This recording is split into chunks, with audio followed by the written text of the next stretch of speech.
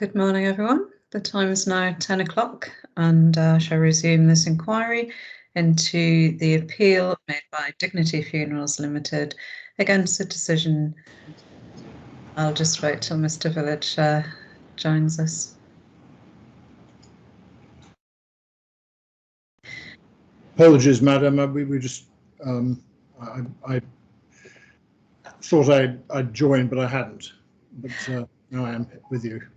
No problem. Okay, I was just introducing the inquiry for the third day, and the inquiries into the appeal by Dignity Funerals Limited against the decision of Doncaster Council to refuse planning permission for a crematorium, including memorial gardens, car parking, a new vehicle access onto Green Lane, and ancillary works at land south of Green Lane, Broadsworth, Doncaster.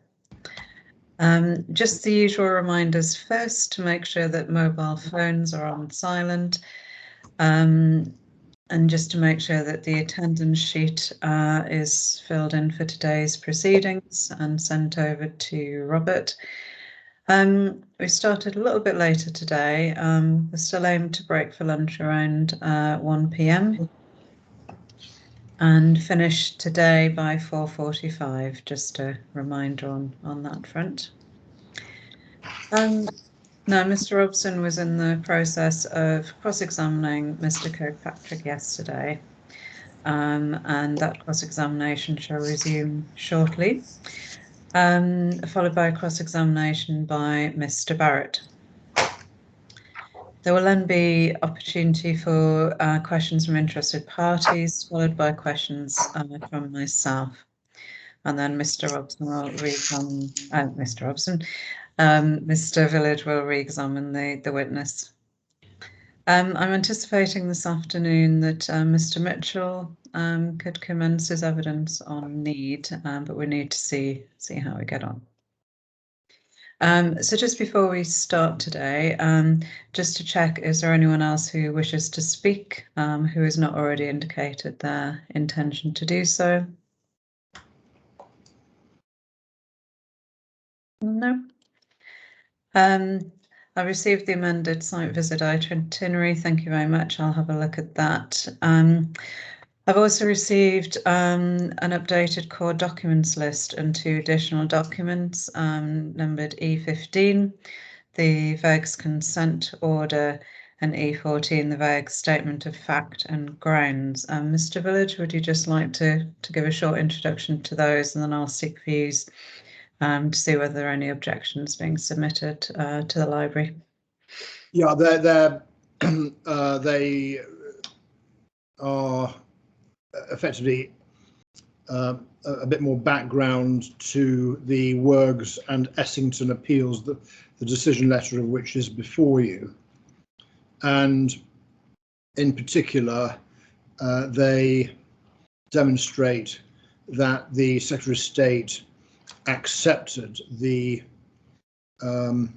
importance and relevance of rebalancing, and indeed he submitted to judgment in the challenge to. I should explain that in the first inquiry in relation to Wergs and Essington, the inspector recommended the grant of planning permission to Wergs and recommended refusal of the Essington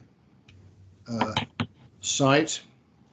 The Secretary of State did not accept his inspector's recommendations and in fact reversed that and granted planning permission for Essington and refused planning permission for Wergs. That was the subject of a challenge on behalf of my clients by me, and the basis of the challenge was an error of law relating to the issue of rebalancing. Consequently, there was a new inquiry in front of a different inspector, and decision letters in relation to that inspector's recommendations, and of course the Secretary of State's subsequent decision in relation to those, where he granted planning permission for both. So that's really the that's the background to that, and that's why we say it's relevant to go in. Okay, thank you, Mr. Village. When you say rebalancing, you mean in relation to need? Yeah. Okay, thank you. I just want to take views from the other parties as to whether they are happy for those documents to be submitted to the examination library. Mr. Robson. Morning, ma'am. Morning, everybody. The documents haven't actually made the way through to me yet. They are apparently, they've been sent and are somewhere in the King's Chambers firewall, and hopefully will work their way through soon. The Essington appeal is already a core document on the basis of Mr. Village's summary. I can't see how I would be able to resist them going in, with the caveat that I haven't yet seen the documents. But it seems they can go in and we can debate the relevance or importance of them through the witnesses.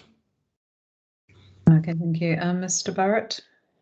Good morning, Madam. I'm in exactly the same position. I haven't seen them yet, but from Mr. Village's description, I don't think there can be any basis of objecting to their admission. Same position as Mr. Robson. They can be fully debated in front of you, and you can attach what weight you consider ought to be given to those documents once you've had an opportunity to hear the parties. Okay, thank you. I mean, obviously, we may commence evidence on need this afternoon, so hopefully you'll have the opportunity to see them by then. Just a point, when I received the documents, I have had trouble opening them. So I will have further attempts to open them. I don't know if they're quite large documents. But yeah, I'll at the break I'll see if I can open them by another means. Well, we'll ping them over again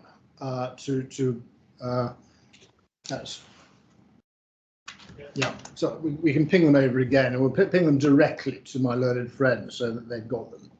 And then it sounds as though it's difficult getting documents into King's Chambers servers. Okay, that would be useful, thank you. Okay, are there any other procedural housekeeping matters before we start? Ma'am, very briefly, just on the timetable. I realise that I've caused somewhat of a hangover today with Mr. Kirkpatrick. Looking at what's left for the rest of the week, I think certainly Mr. Mitchell seems will start today. Whether he finishes or not, we'll wait to be seen. Friday, we've also got Mr. Lathbury for the appellant. My initial assessment of time was given as 60 to 90 minutes. I think on reflection of Mr. Lathbury's proof, that is likely to be shorter and potentially considerably shorter. There are still some points to take with Mr. Lathbury, but he does in large part rely on the evidence of others, Mr. Best, Mr. Kirkpatrick, Mr. Williams. And where he relies on those particular experts, the questions should be directed at the experts rather than Mr. Lathbury. So I would hope that there will be some time that can be made up there at the end of Friday and into Tuesday morning, of course, depending on my learned friend Mr. Barrett's intentions with Mr. Lathbury.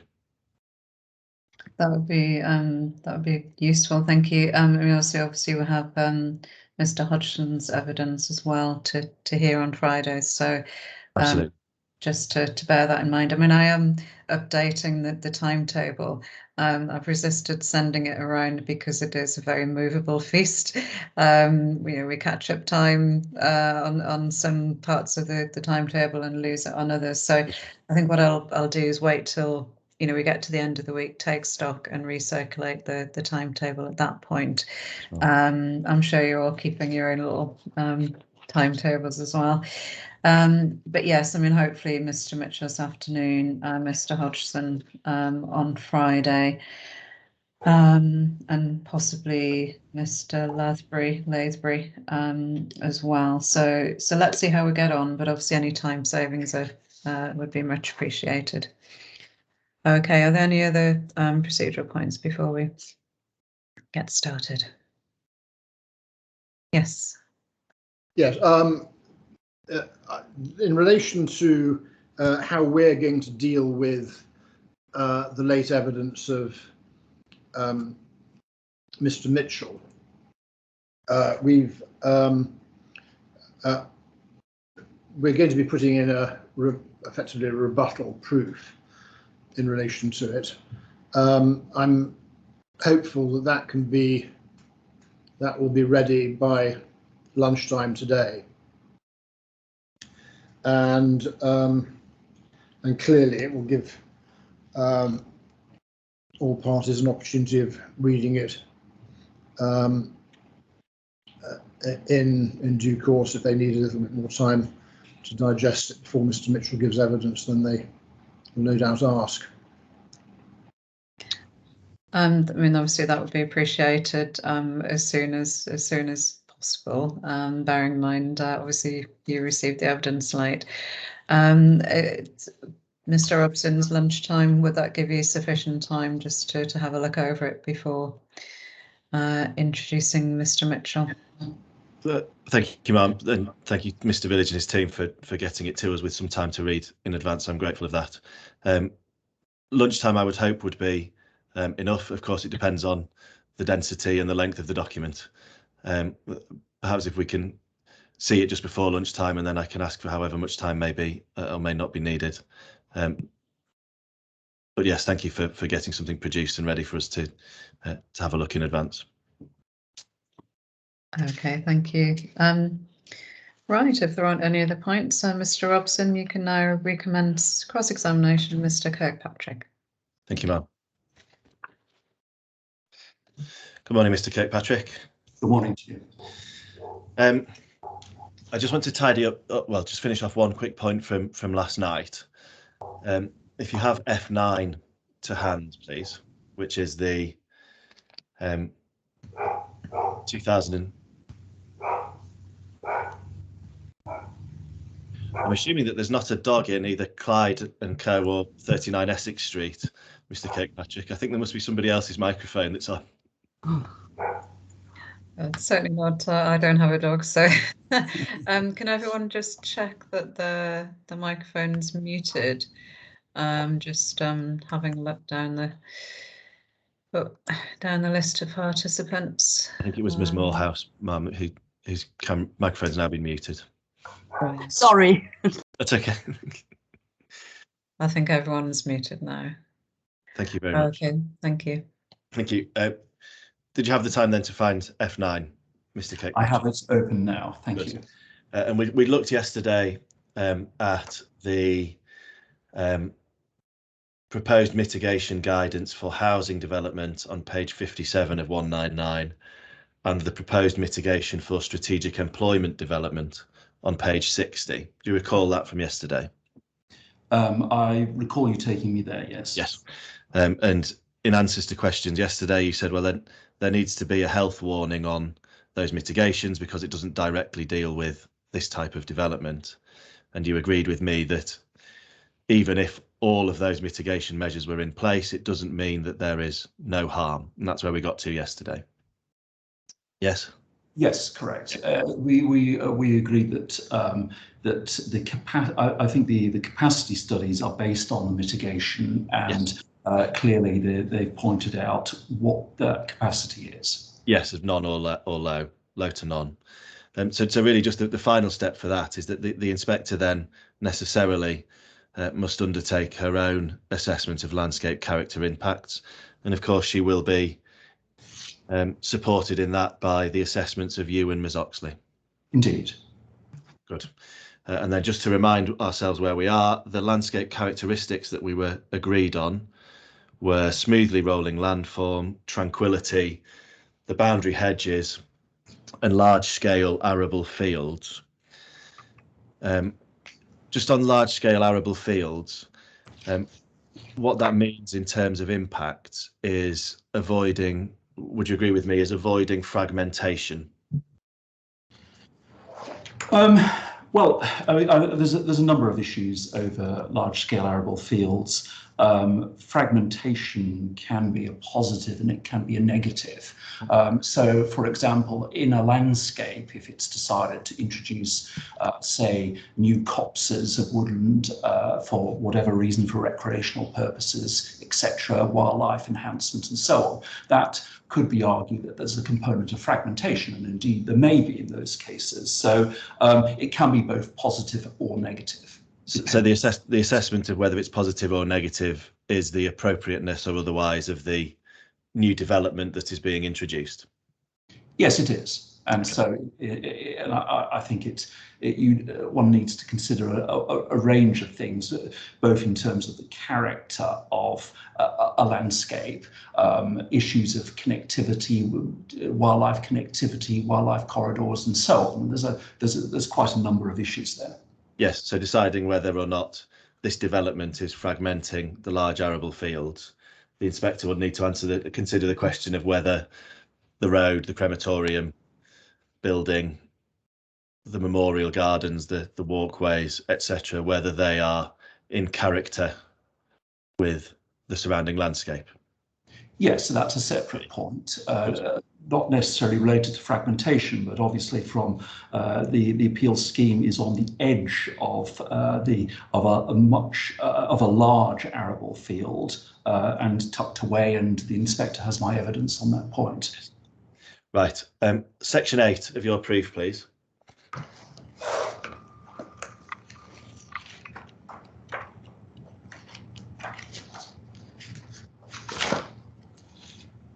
And it's your section 8, isn't it, where we find it's headed landscape effects, where we find your assessment of the effects of the building on landscape character. Correct, yes. Yes, and this needs to, where the inspector needs to focus on your support to her on that question. So I want to go through this section with you, please, and just recalling, we're looking at your assessment of the impact on the smoothly rolling landform, the tranquility, the boundary hedgerows, large-scale arable field and fragmentation.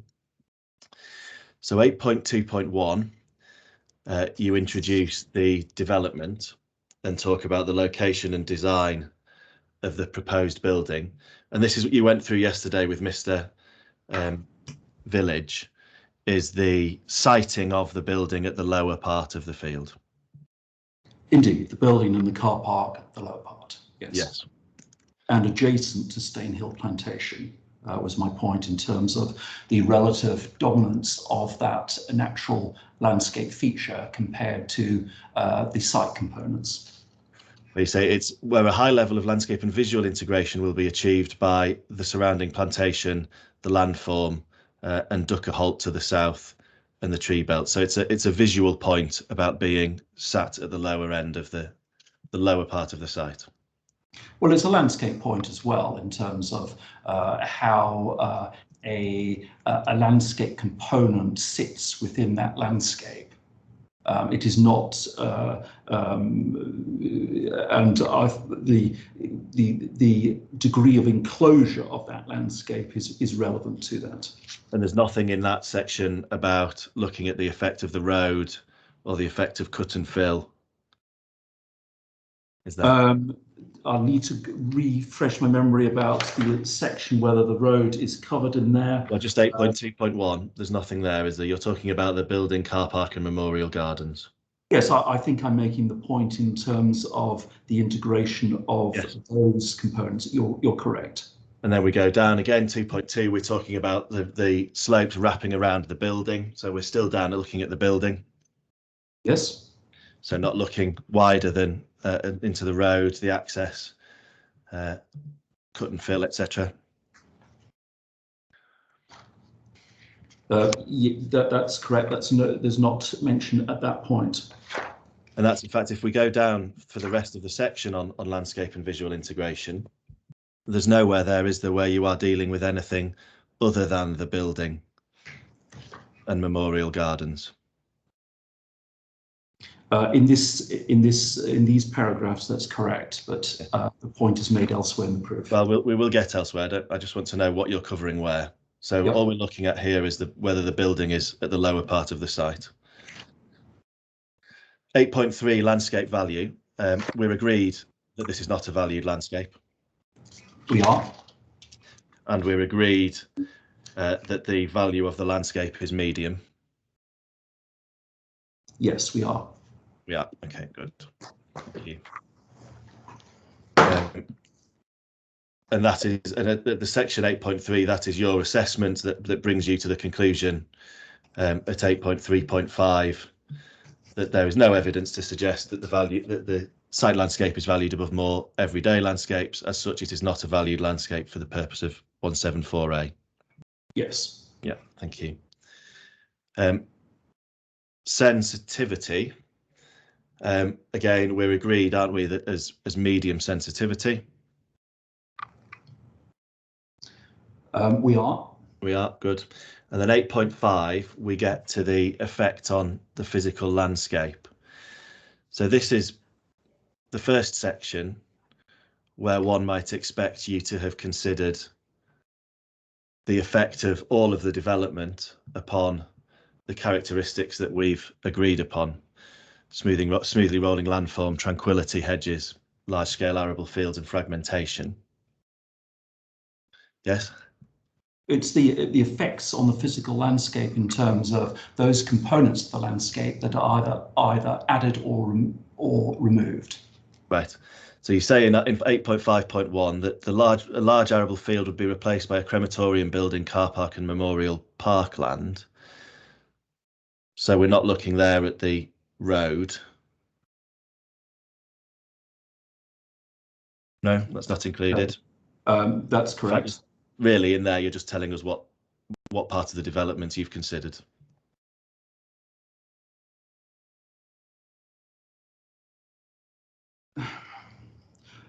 Well, sorry, yeah, I'm afraid yes or no, Mr. Kirkpatrick. No, your question was, is that the part of the development I've considered?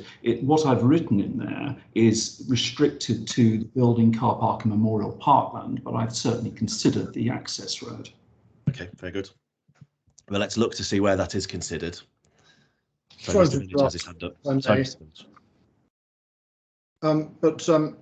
The witness was in fact trying to answer the question and should be entitled to do so in, it's not necessarily, as we know from the witnesses who have been cross-examined to date, a yes or no is not forthcoming immediately. So could you, my then friend, bear that in mind, please? Thank you, Mr. Village, absolutely. Sorry, Mr. Kirkpatrick. I was going on to say that in the next paragraph, there's reference to the long access drive that would connect the site entrance with the proposed car parking area, broadly following an existing tractor route along the western site boundary hedgerow. There is, absolutely. There's reference there to 8.5.2, but it's what isn't there that's important, isn't it? You tell us that it will be along. Let's start at the top. The vehicle access would be off Green Lane. The existing trimmed hedgerow along the northern site boundary would be partially removed to accommodate vehicular sight lines for the new vehicular access. You don't mention there that it will be 180 metres of hedgerow that will be removed, do you? No, it's not it's that particular detail is not referenced. It's clear the extent of removal on the landscape design plans, but no, it's not mentioned. But the removal of 180 metres of hedgerow is an important effect on the physical landscape, isn't it? It is, and hence I've referenced that there will be the trimmed hedgerow will be partially removed. And you've chosen not to mention that it will be 180 metres, despite it being an important effect. It is an omission. I felt it was covered by the fact that I've stated that it will be removed, and we have that defined on the landscape plans. And then it goes on and tells us that there will be a long access drive, again, not telling us at 510 metres, would connect the site entrance with the proposed car parking area, broadly following an existing tractor route, and the proposed access would be set within a corridor of land defined by native tree groups, etc. That's a statement of what is to be built, isn't it? That's not an assessment of the effect of what will be built. Where in that part do you deal with how the road will affect the smoothly rolling landform, or the tranquility, or the fragmentation of the large arable fields? Okay, so I think what I've endeavoured to do is to point out the key components of the development. What I've said in paragraph 8.51 is that part of the far western part of one large arable field would be replaced by those components, the building car park memorial parkland. I've then moved on to talk about the vehicular entrance, the removal of the hedgerow, and the introduction of the access drive. I've identified that there is an area of arable land that is removed, and I've stated what it will be replaced by. Okay. But the thing is, you agreed with me earlier that you're providing expert evidence to assist the inspector on what the landscape effects will be of this development. Now, of course, that involves telling the inspector what will be delivered, but that is only part of the job, isn't it? You then have to advise on what the effects of what will be delivered will be, and all you are doing, and it is throughout your proof, and we will go to other parts. All you are doing in 8.5.2 is telling Inspector Malloy what is there. There is no assessment of its effect, is there? Where does it tell Miss Malloy in that paragraph what the effect of this long road will be?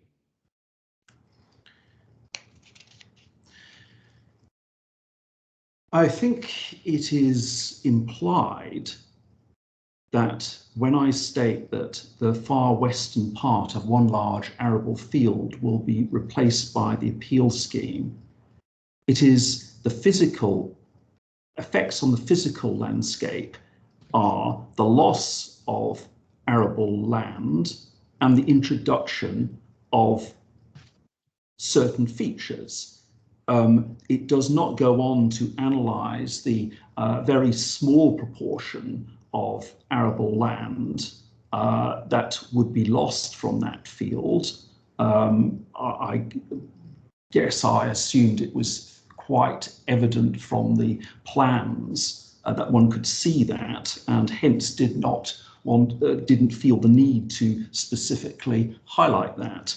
But in terms of the landscape components, I do consider that is a fair and reasonable description of what the effect on the physical landscape is. Right, so it's implication and assumption. Good. We'll look at 8.5.3, same again. Here you tell us about what will be planted.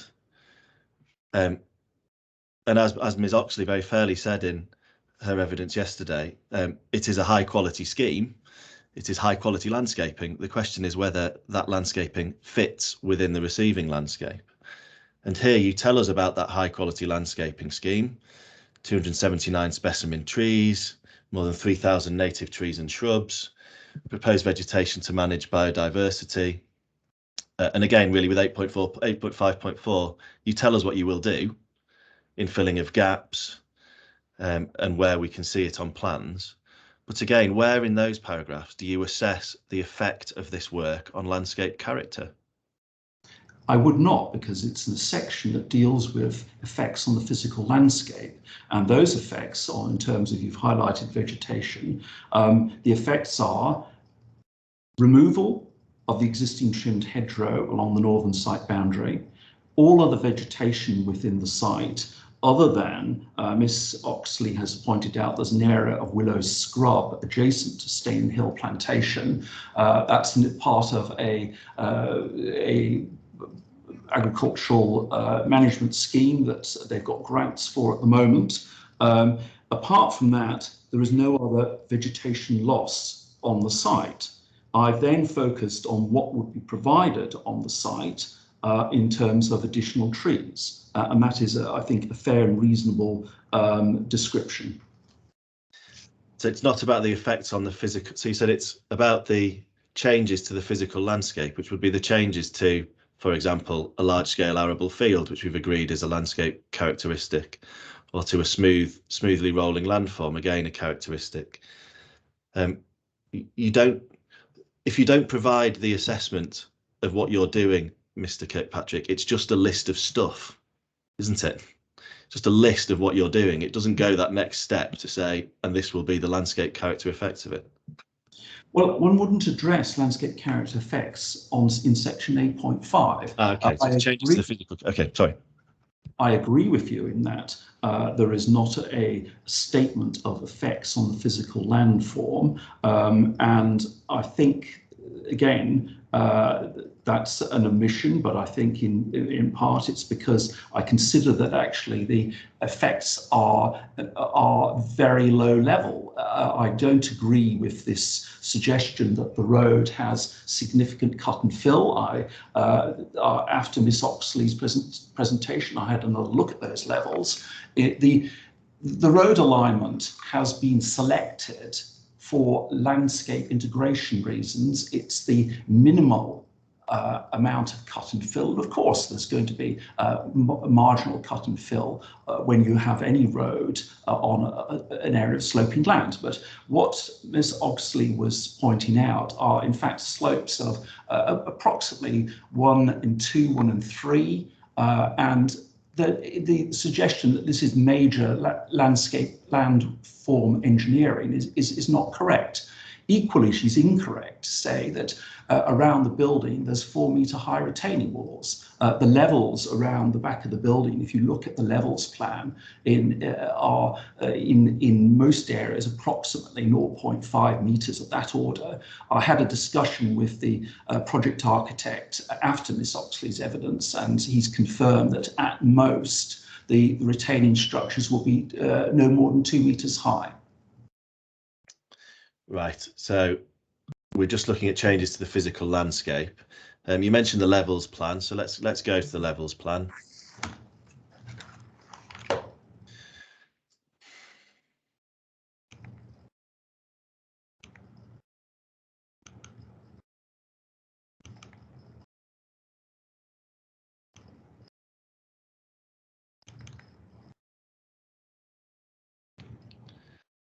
And we can see there it's the grey lines of the existing topography, and the magenta lines are the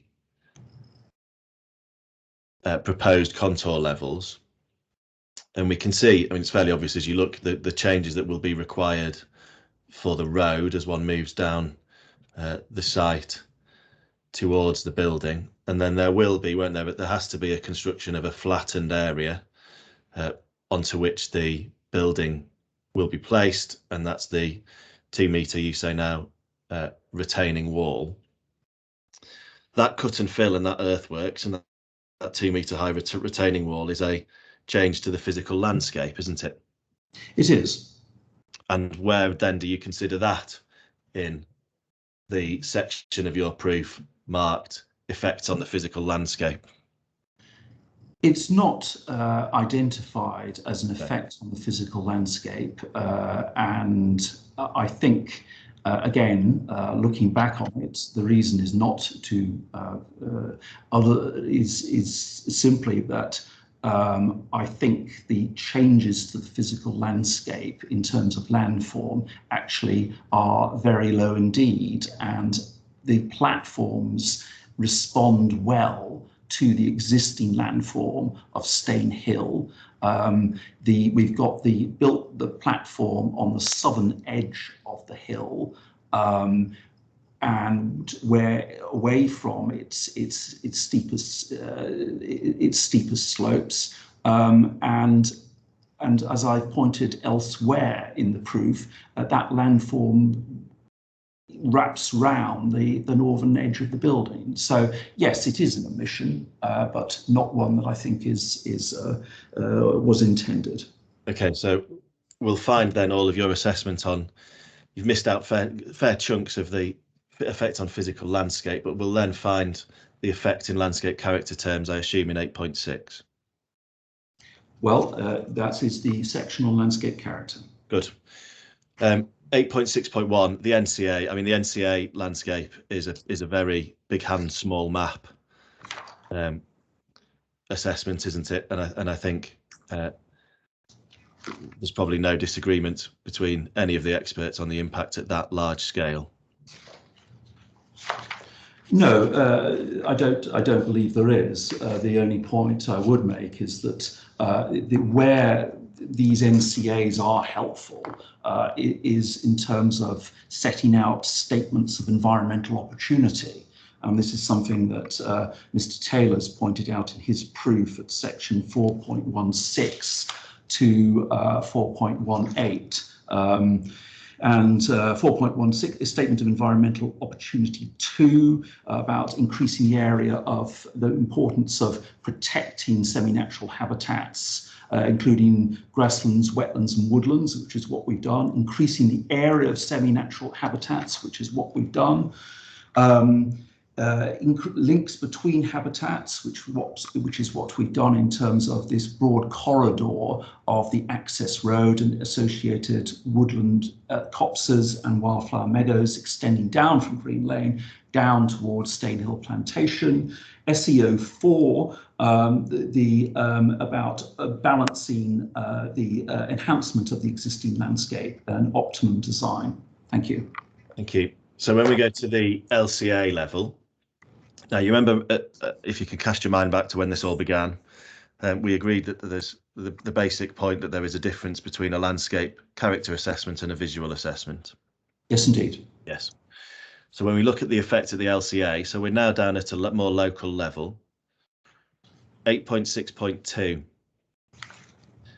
you tell us that it's on the eastern side of the A1M, and the capacity study, again, agreed, no dispute. And EMP 5.1, in terms of the visual sensitivity of the site. And then the assessment you give in 8.6.2, a familiar assessment. The proposed crematorium has been sensitively located at a low level in the landscape and on a site that benefits from a high degree of visual enclosure, with the result that it would not be visible in any of these views. I don't think it's possible to mention view or visible or visual any more times in a single sentence. There would be glimpsed views of the access road, but this new low-key feature would be set within a corridor of land defined by native tree groups, field boundary hedgerows and grasslands. Road and farm access tracks enclosed by trim field boundary hedgerows are common features in the study area. The appeal scheme would be a minor component of existing views and would be well integrated into the local landscape. I mean, predominantly, this is a visual assessment, isn't it? It's. I think it's. You're right in suggesting there's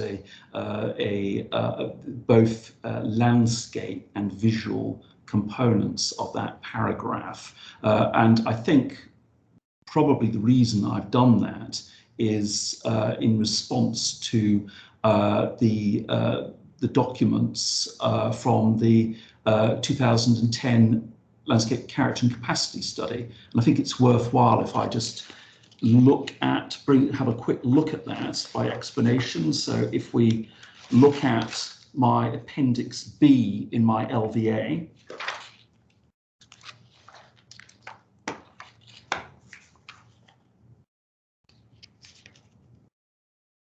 so we're in document B2, Appendix A, did you say, Mr. Kirkpatrick? Apologies, I'd said Appendix B. Appendix B. No, that was my fault. I missed it. Yes.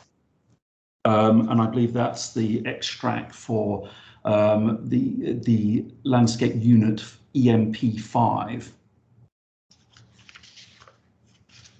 Yes. Okay, so here we're looking at landscape sensitivity, visual sensitivity, and landscape value and landscape capacity. And it talks about how, in terms of landscape capacity, how the visibility of land and proposed development, employment development is a factor in that capacity judgment. And it points out that large-scale development of the site will be highly visible and out of character with the surrounding land uses. It then goes on to provide a map, which is drawing EMP5A. Fascinating. So a different document looking at a different land use and not at this particular development. I want to look at your proof, and I want to know where in this section on the landscape character area, Cadby to Adwick Limestone Plateau.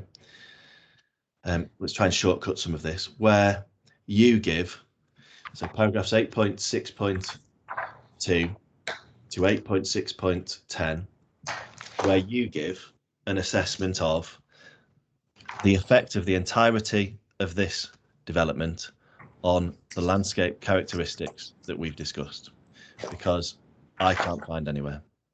I can find your conclusion, because sensibly that comes at the end. But your assessment, let's go through it. So we're at visuals, we're 8.6.3. We're talking of key views in the landscape character and capacity study. 8.6.4, you're talking about the landscape value. We've agreed on what landscape value is. 8.6.5, you tell us about it not falling within an area of special landscape value, so designations. 8.6.6, we're talking about the list of mitigations which you've agreed are should come with a health check, which you've agreed don't tell us about whether or not there is harm, and which you've agreed the inspector needs to perform her own assessment of landscape character harm nonetheless. Same with 8.6.7, but this time from a different capacity study document, but same health warnings. 8.6.8, we talk about sensitivity. Again, we've gone through that and agreed, and the capacity study assessments. You tell us what's in the statement of case, and then at 8.6.10, despite not having done any assessment on any of the parts of the development, on any of the characteristics that we've agreed, you come to a conclusion that there's a low magnitude of change. And I want to know where your advice is to this inspector, where you have considered specifically and in detail the effects of the component parts of this development on the agreed landscape characteristics. Not in a different document, in these paragraphs. Okay, well, I think the overriding points are, firstly, that in 8.6.10, I state that the key characteristics of the local landscape character area would be conserved. And we have those key characteristics in my proof at 2.61. You do, Mr. Kirkpatrick, and you do say they will be conserved. That is a conclusion. I am your GCSE maths teacher. I want to see your workings, and I can't see them. The workings are spread throughout the document, and you're correct to say they're not summarised in this paragraph. Well, they're not summarised in that section, are they? Because to summarise them, they have to be somewhere, and they aren't anywhere.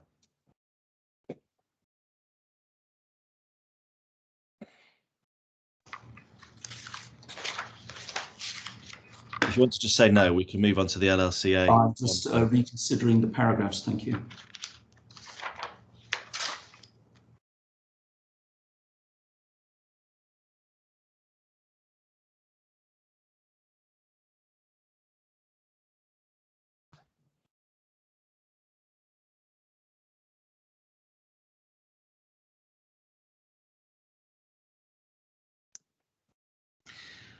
I think if we look at the key characteristics in 2.61, there are a number of them that have been addressed in this section. So if we can look at 8.67.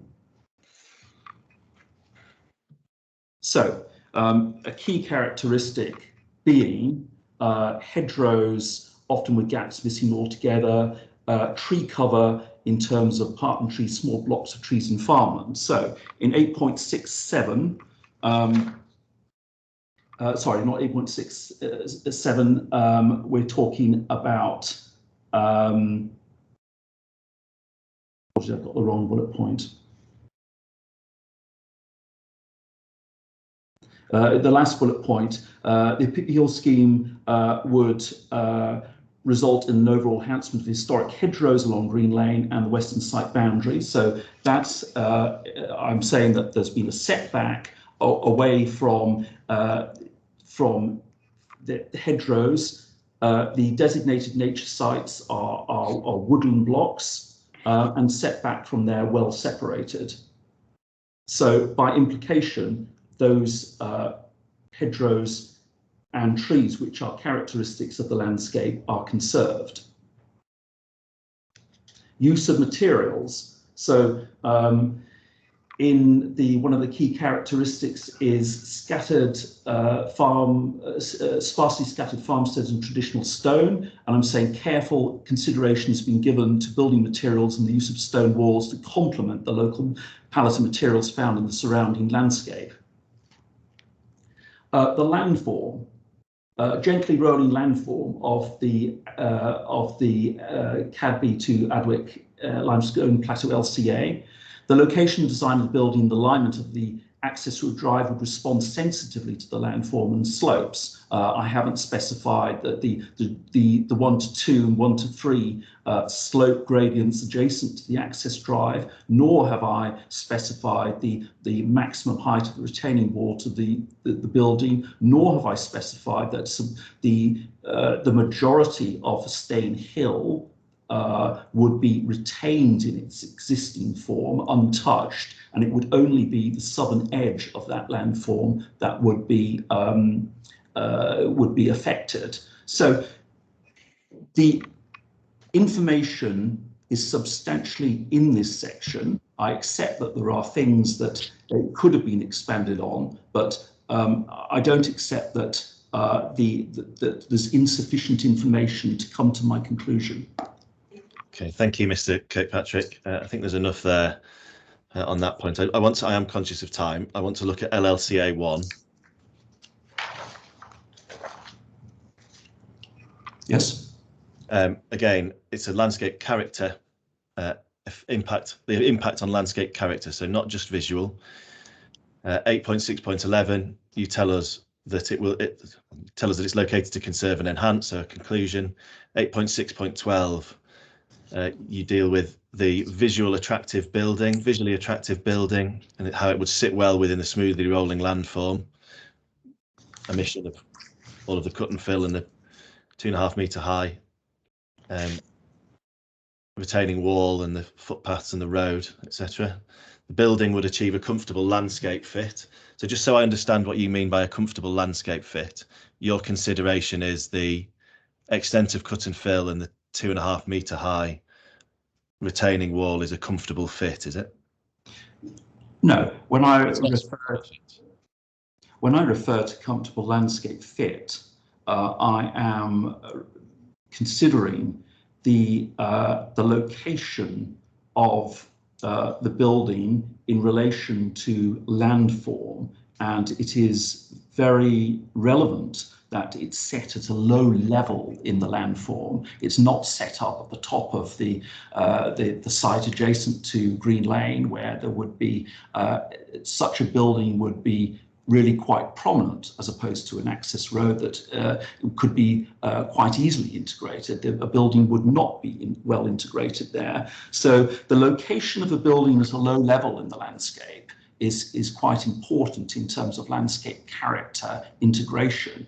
Equally, its location adjacent to Stane Hill Plantation is important, and at a location where to the east we've got Long Plantation, Duckerholt to the south, the rising landform up to Green Lane and other woodland to the north. So those are all important factors that relate to landscape fit.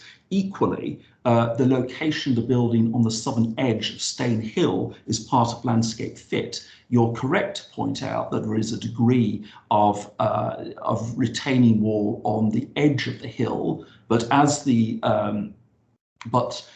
nevertheless, that the retention of that landform and the way that the road swings round the outer edge of the hill is such that the character of that landform and is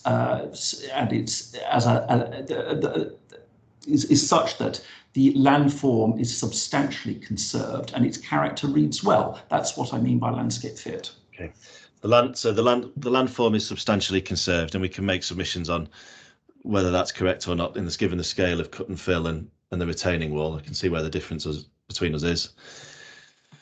You go on again. 8.6.12, it continues, visually attractive building would provide a positive contribution to the local landscape. The building would be perceived as a new incidental landscape feature, visual element again.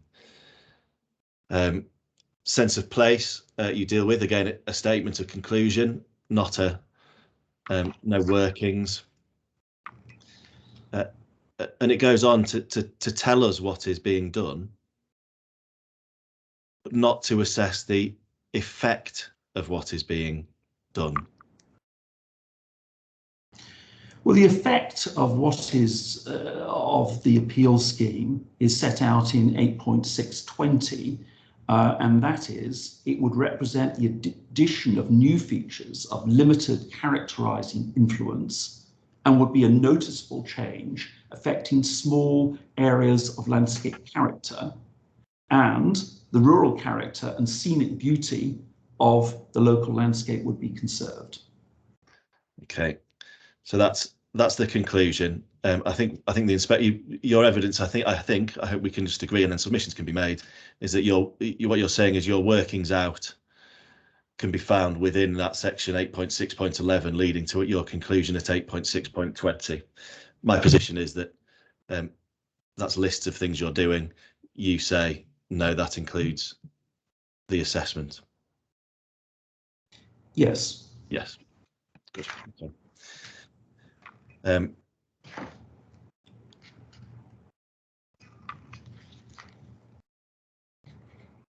So just then looking at on those paragraphs, there's no, just so we're absolutely clear, there's no point in there that refers directly to how you've assessed the cut and fill, or how you've assessed the road, or how you've assessed the new footpaths for the memorial garden. But you do tell us, well, the building won't be seen very often. Well, I think the reason for that is that the building is by far the largest component, potential component of the development, and that's where the focus has been. The car parking and the footpaths with the memorial gardens are actually quite, this is where I disagree with Miss Oxley. They're relatively small and relatively, and certainly elements that are well integrated. It's the building by its height, and that has the potential to most change the landscape, and that's where the emphasis in this has been. So addressing how that building is well integrated. Building by its height has the most potential to harm the landscape. But even though the building is the largest structure, that doesn't mean that the inspector can ignore cut and fill, work to 180 metres of hedgerow, 510 metre long road. She still needs to consider all of those, doesn't she? Yes, indeed. And the hedgerow point has been well covered. Thank you very much. Thank you very much, Mr. Kirkpatrick. I have no further questions. There may be some questions from Mr. Barrett. Thank you, ma'am. Apologies for running over.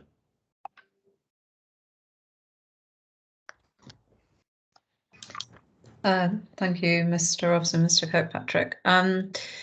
Just looking at time, Mr. Barrett, would this be a good time to break? I'm conscious we've only been sitting since 10 o'clock. Do you know how long your cross-examination may be?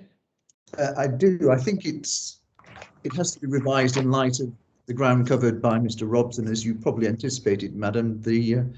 Many of the matters that I had intended to cover with Mr. Kirkpatrick have already been touched upon, and I don't think it's proper that I cover the same ground. My broad view would be something in the order of half an hour, perhaps 40 minutes, something like that. Okay, on that. If Mr. Kirkpatrick is comfortable with that, and you, Madam? Oh no, I'm happy to continue. If other parties are happy to continue till about 11:30 roundabout. Is that Mr. Kirkpatrick? You're in the hot seat. Do you need a comfort break? That's fine by me. No problem at all. But if I can just grab a glass of water, that'd be appreciated. Of course.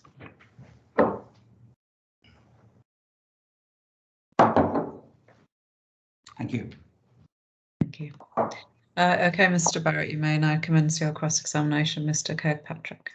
Thank you very much. Good morning, Mr. Kirkpatrick. Good morning. I want to try and encapsulate your case, if I may, because it's a significant component ultimately that goes into the planning balance and the planning judgment. Let me try and understand your evidence and how, on behalf of the appellants, you put your case. Firstly, the development proposal as a whole does not result in any material harm to landscape character. That's your position, is it not? It is. Secondly, the development proposal as a whole does not result in any material harm to visual amenity. Correct. Thirdly, the only harm in Greenbelt terms is what we've called the definitional harm by reason of the proposal being inappropriate development. Correct. And so drawing that last point to a conclusion, in Greenbelt terms, therefore that would represent the lowest conceivable harm that there could be. Yes. And it must follow on from that, and I know this will be for your colleague, Mr. Williams, the very special circumstances that are needed to clearly outweigh Greenbelt harm is exclusively limited to definitional harm. That's for Mr. Williams, yeah, but yes. There's one other element that you can help me with in terms of the input that Mr. Williams will no doubt address fully in due course. Mr. Robson has already touched upon this, and I believe I have a clear answer.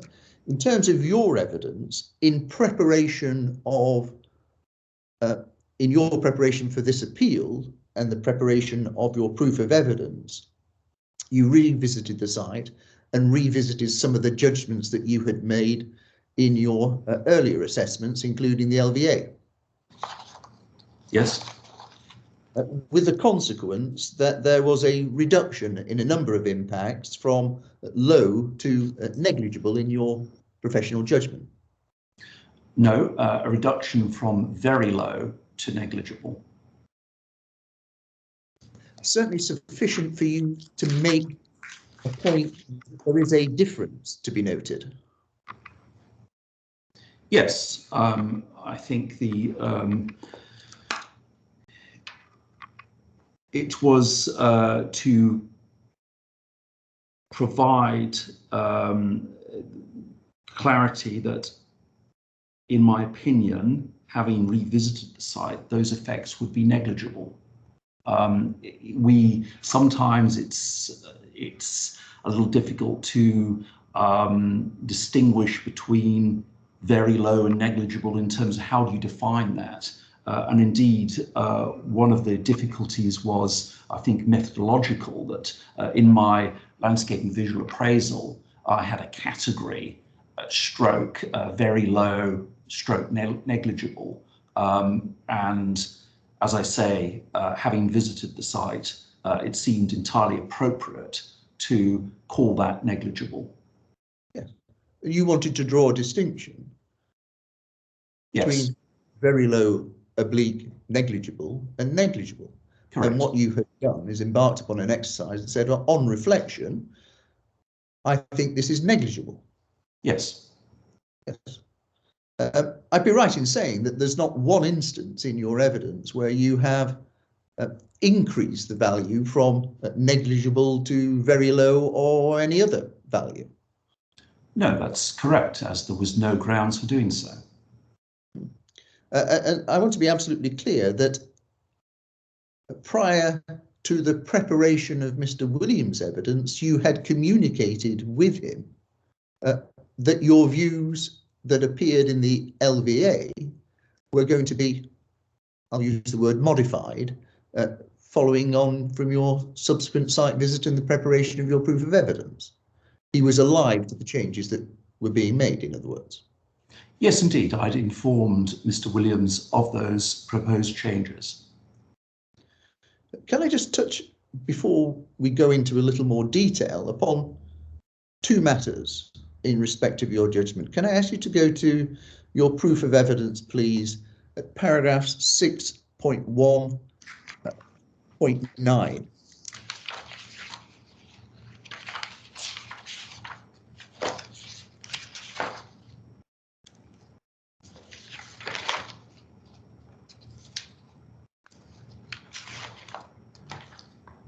So I'm at 6.19. On page 18. Page 18, yes. You've got a heading there, other views from the northwest. And I note the reference in the middle there to Green Lane. There would be no or negligible views of the appeal scheme, and that's the appeal scheme in its entirety, from sections of, amongst others, Green Lane, or from the public access routes that connect Church Lane with Green Lane on the western side of the A1M. When I read that and elided that to the proposition that you would remove 180 metres of hedgerow, and albeit propose to replace it, that's your concluded judgment on the views from Green Lane. They would be negligible or not. That's my judgment on views from the section of Green Lane to the northwest. There is another section in this visual effects chapter at 6.17 where I address views from the west, the section of Green Lane to the west. Yes, and again, I note at the end of 6.17, the magnitude of visual change for road users would be negligible in both year 1 and 10. Yes, that's correct. So immediately following the removal of the hedgerow and its putative replacement, the visual change would be negligible. Well, I think one's got to come to a view, as I have done, on the effects of the removal of the hedgerow, of the Green Lane hedgerow on views from Church Lane. And what I pointed out is that people moving along Church Lane are, for the most part, enclosed by trimmed hedgerows. They're transient views obtained at a speed, and for the most part, there is a degree of enclosure towards the site. You then need to factor in that is the oblique nature of those views as well. The removal of the hedgerow, and I think it's probably useful just to turn to, in my proof, Appendix B. And these are the winter views. And if we have a look at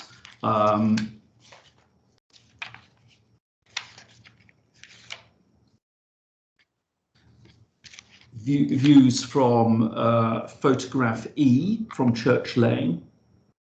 It's perhaps not the best one, but the key point is that the hedgerow along the western site boundary is clearly visible, but the hedgerow along Green Lane visually merges with the woodland on the northern side of the lane, and hence its removal would have a negligible effect on views from Green Lane.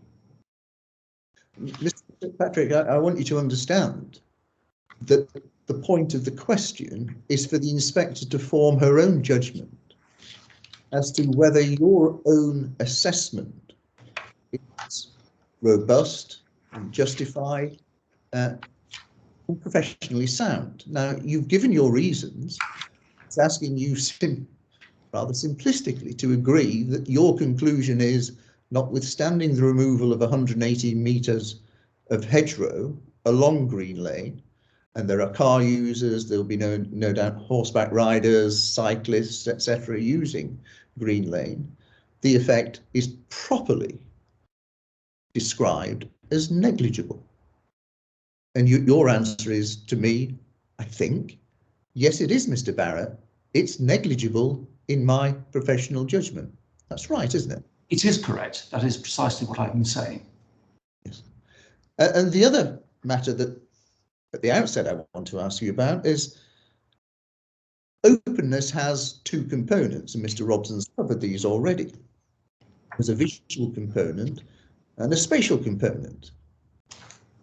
Do you accept, Mr. Kirkpatrick, that in respect of the spatial component of openness, there would be harm because you are introducing built development, whether you see it or not? Yes, I do. There would, in those spatial terms. Yes. But my proof is focusing on the visual component of Greenbelt openness. I think Mr. Williams will be addressing those spatial components. Okay. Now let's move on.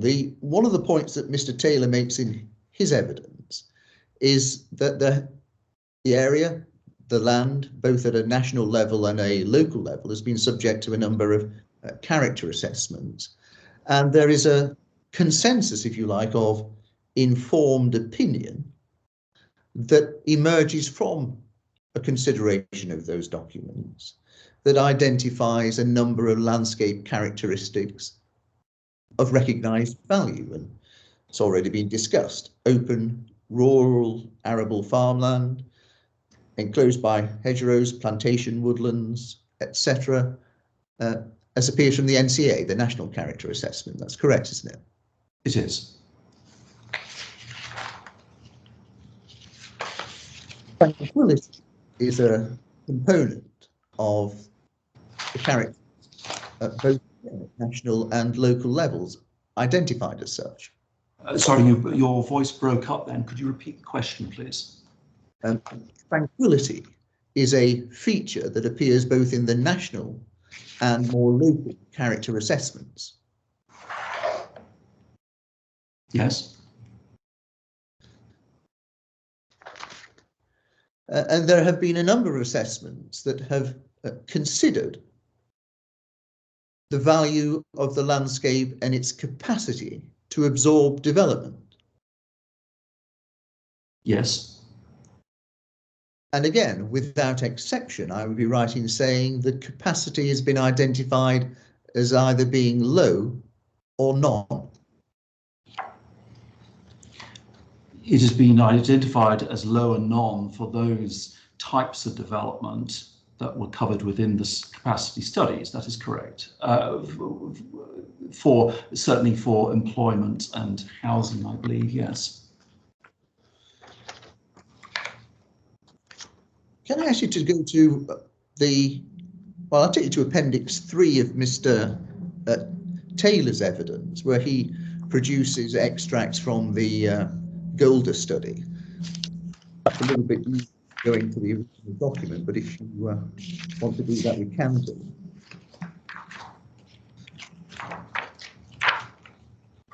I have the Golder study in front of me.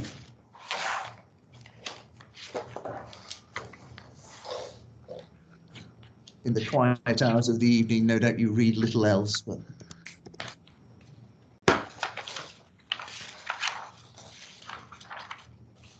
useful as ever because they assist, because they're prepared in a context other than a planning application context. It's an objective study, part of a wider, more comprehensive study, ascribing value and landscape sensitivity to the area. Can I ask you to go to paragraph 6.4? It's page 30 of the document.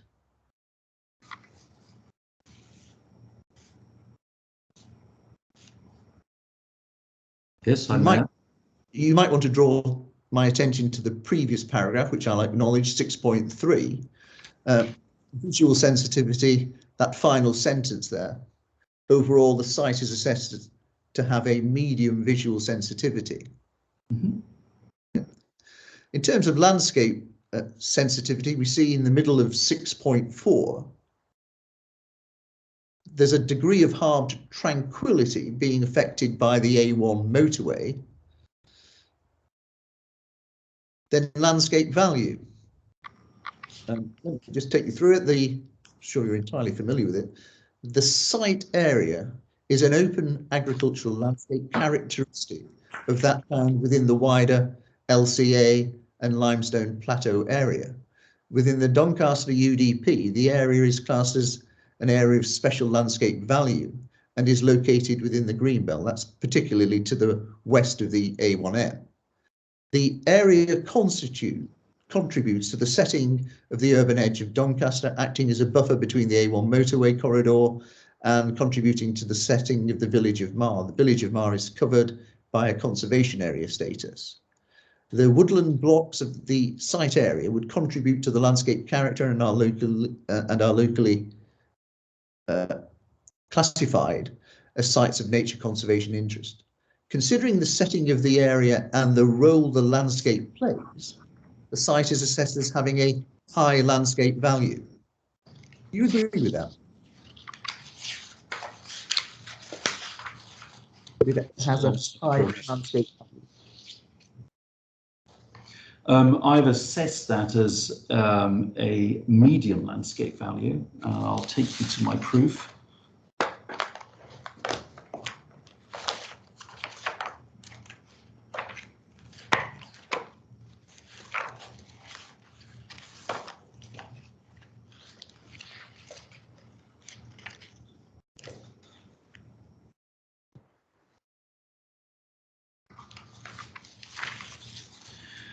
So my assessment was one of its LVA paragraph 3.54.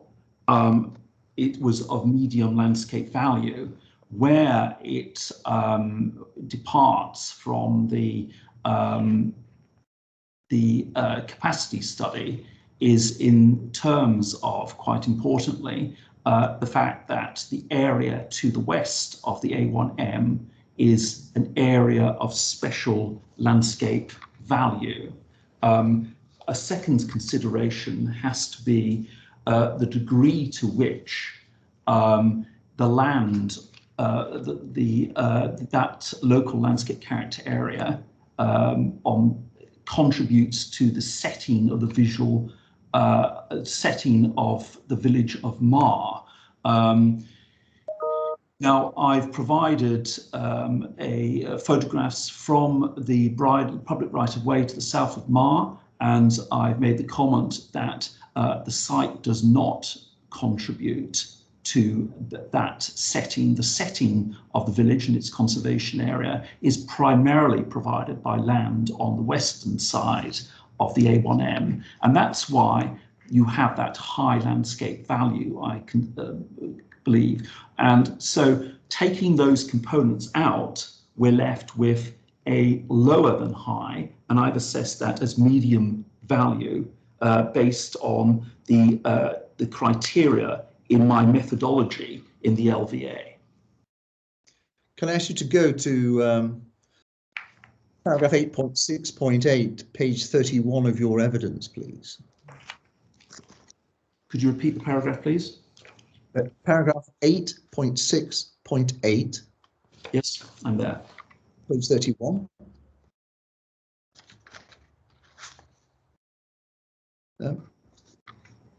That first sentence, you would like to correct paragraph 8.4.8 of the LVA, which stated that the Cade B to Adwick Limestone Plateau LCA was identified in the district assessment as having an overall high level of sensitivity to the proposed development. You go on to say, in fact, this should have stated the LCA has a medium sensitivity. Just wondered how that played out in terms of the planning application you submitted. The planning application you submitted, the LVA was uncorrected at the time of the determination, was it not? It was uncorrected. And it had assessed the specific landscape character area as having an overall high level of sensitivity to the proposed development along the lines we've just discussed. No, well, I think it's what I was in this paragraph, I'm endeavouring to point out a contradiction and an error at that particular paragraph, 8.48. If we go to paragraph 8.21 of the LVA, what we can see is the sensitivity judgment for local landscape character area LLCA 1A, where I state this LCA has a low susceptibility to the type of development proposed. The area is of medium value and overall medium sensitivity. So it was simply a point that in 8.48, I've made an error in the wording that shouldn't have been made, and I'm endeavouring to explain that in my proof. Right. Let's move on.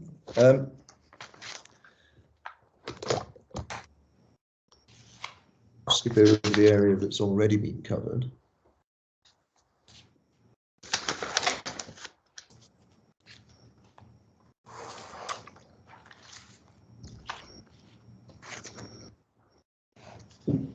Can we look at the Greenbelt review document, please? Again, Appendix 3 of Mr. Taylor's evidence.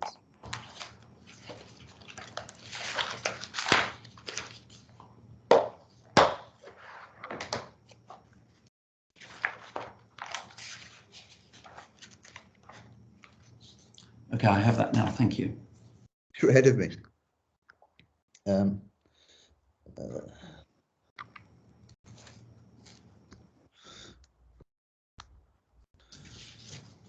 The Greenbelt document talks about the area that is the subject matter of that study as having, limited tolerance to change. Sorry, could you tell me where that's stated? I'll go back into Mr. Taylor's evidence. Right. Paragraph 4.1.3. Again, your voice broke up. Could I have a reference again, please? Paragraph 4.113.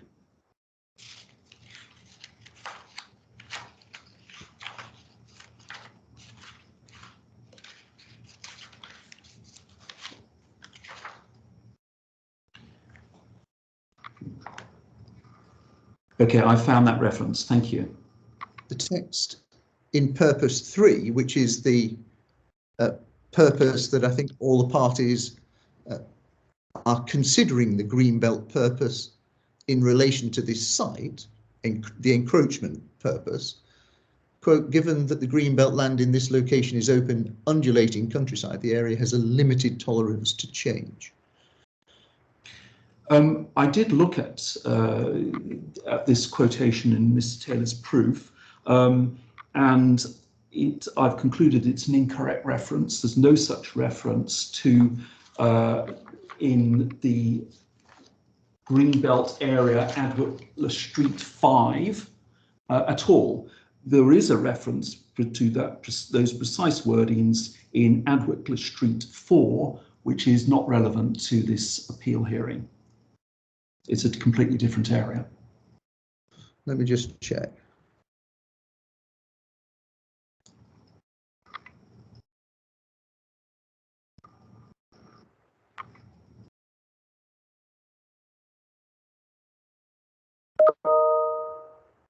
I'm going to have to come back to you on that. Because I'm just looking at purpose 3. And if I may add, please, I think the clue is in his next paragraph, where he goes on to state on the whole development within Adwickler Street 4, etc., etc. He's basically, both those paragraphs are taken from a different section of the Greenbelt Review. I'm looking at purpose 3 in his appendices. On balance, the general area displays a moderate sensitivity to development.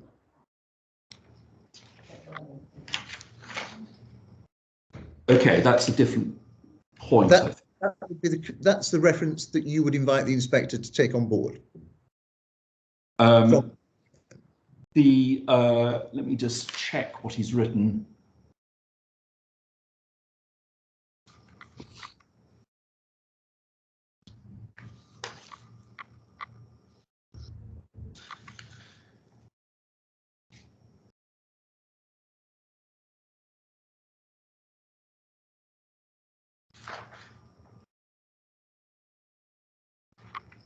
Well, I'm totally puzzled by Mr. Taylor's comments, I'm afraid. Just to summarise, paragraphs 4.113 to 4 are extracted from another section of this Green Belt Review report and are not relevant. When he says at para 4.112, the area is shown to display a moderately strong rural character, I'm afraid, again, I don't see that at all. If we go to the Adwickler Street 5, and this is on page 19, we're looking at the extent. Do you have that in front of you, please? Yes, I do. Pages 18 and 19. 18 and 19. Yes. Yes. Okay, so if we look on page 19, there's a category that says the extent to which these landscape features have been impacted by encroachment. That's the criteria, the assessment criteria. We then, in the third column, we have the conclusion, and that is score 2, and that then translates under the criteria to a semi-urban character for this general area, which is not what Mr. Taylor is reporting in his paragraph 4.112. Can I ask you to go back? There's 2 components to purpose 3, is there not, Mr. Kirkpatrick? The first purpose that I'm trying to focus on is sensitivity of the green belt and features important to the appreciation of the countryside to change. It is. That's right. The general comment, column 3, then references the general areas predominantly characterised by irregular agricultural fields and sporadic areas of built form, including high fields and ribbon development along Green Lane. Vegetation is limited to relatively low, gappy or non-existing hedgerows. There's a tree belt, etc. And there's reference to Green Lane specifically there. Right at the end of that, so at the top of page 19, on balance, the general area therefore displays a moderate sensitivity to development. I can see that. Yeah. No. Now that's the conclusion it reaches overall as a green belt function, without reference to any specific development, is my understanding of this document. Do you share that view? It's not specific to large-scale industrial, it's not specific to residential, it is an analysis of the green belt role this site performs.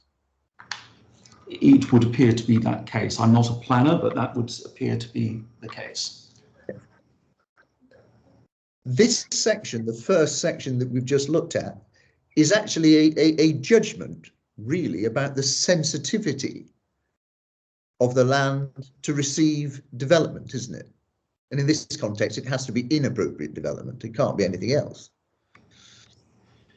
I would assume so, but I think this is probably one for Mr. Williams. I think my proof of evidence focuses on the visual openness of the green belt and how the appeal scheme would affect that. So what I've been dealing with, the sort of issues that I've been addressed are the long views across the Greenbelt, from views from Mar and the road leading down to Mar, the views from Bear Hill looking north, the key views across from Green Lane looking south. And certainly none of my corresponding numbers, neither Ms. Oxley or Mr. Taylor, have assessed the effects on those views, those key views. But I do make the point that there's no effect on those views insofar as the building and car park and access road are located at a lower level in the landscape. So the sort of issues on visual openness are to do with that I've highlighted are issues over does this appeal scheme truncate any views? Does it appear on the skyline? What are the effects on key views? Are there any effects on visual amenity? And I'm not really addressed more of a planning point on encroachment. I understand that, Mr. Kirkpatrick, but I do hope we've agreed that first criterion is a relevant consideration on reflection that you can consider. And the assessment that the general area displays a moderate sensitivity to development is something that the inspector can take on board as a judgment in respect of the purposes of the role and purpose of the Greenbelt at the appeal site's location. I would agree with that. The inspector should certainly consider that.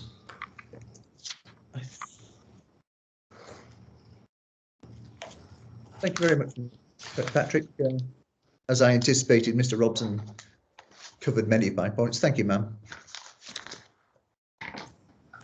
Okay, thank you, Mr. Barrett and Mr. Kirkpatrick. Just looking at time, it's nearly 11:30. I'm going to suggest that we have a break. After that, there will be the potential for questions from interested parties. And also questions from myself. I need to review whether those have been covered by the cross-examination so far. So if that's acceptable to the parties, we shall adjourn the inquiry and come back at 11:45. Thank you.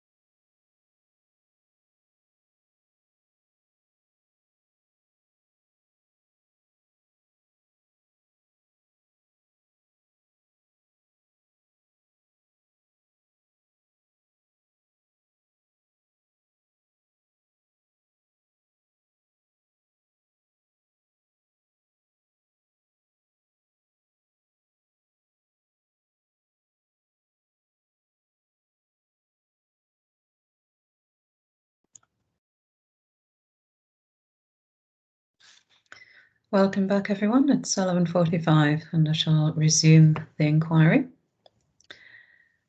Just wait for everyone to reappear. Thank you. Examination has now concluded, so this is now the opportunity for interested parties' questions. And Mrs. Job, you have appeared on the screen, so I'm assuming you would like to ask some questions of Mr. Kirkpatrick. Is that correct? I only have one question, ma'am, and 2 comments, if I may, please. Okay. Just before we start, just to say, obviously, if a point has already been covered in cross-examination, try not to repeat that, just in the interest of saving time. And also try not to introduce any new evidence while sort of posing the question to Mr. Kirkpatrick. And if you could bear that in mind, that'd be useful. So Mrs. Job, would you like to ask Mr. Kirkpatrick your questions? Okay, I've just got one, as I say. It's our understanding that the wind turbines in our area have a 25-year permission, and based on very special and unique circumstances. They are categorised as temporary structures and not permanent features on the landscape or on the greenbelt. As I know you mentioned, Mr. Kirkpatrick, about an urbanisation on the landscape because of the wind turbines. So my question is, as such, they shouldn't be used to justify further development in the green belt. Would you consider that this is a correct understanding?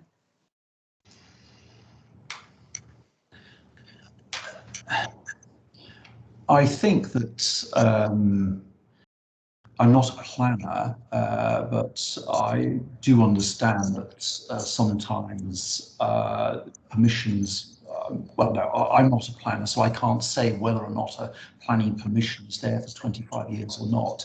Do I think they're urbanising features of the land? Yes, I do, insofar as they are tall structures that are visually prominent, and there's often sort of quite a lengthy access road for maintenance around such structures. So yes, I would consider them urbanising features, and I think your question really related to justification for further development in the green belt. No, I think it's a judgment on whether there should be development in the green belt just simply needs to involves many factors, and one of which is, I suppose, it will be the character of an area of land and the effect of the proposed scheme on greenbelt function and characteristics of openness. And in my area, visual openness of the greenbelt. Sorry, a rather rambling answer, but I hope that's answered your question. I just, when I relate it to things like wind turbines in the sea or on the moorlands, I don't think anyone's ever considered it as an urbanisation, because they are, as the record say, you know, a temporary structure. So I was just keen to have your view on the one on land as a comparison. So thank you for that. You're welcome. Thank you. Ma'am, just two points based on the evidence over the last day and a half is just when you go on your site visit, if you would be very kind enough not to labour the point on the noise of the A1, but we would ask you that, you know, on your site visit, if you could perhaps take your own view on the tranquility and the suitability of the site and the wind direction and the noise from the A1 across the site. And the second point I would ask, if you would be kind enough, is on your visit, if you could look at the listed views, assess the views from the visual receptors as listed in our original submission, and that would be from first floor, from the cottages that are on a higher elevation in Pitburn Lane, and also from Park View on Broadsworth Road. And none of that seems to have been covered in terms of the visual receptors.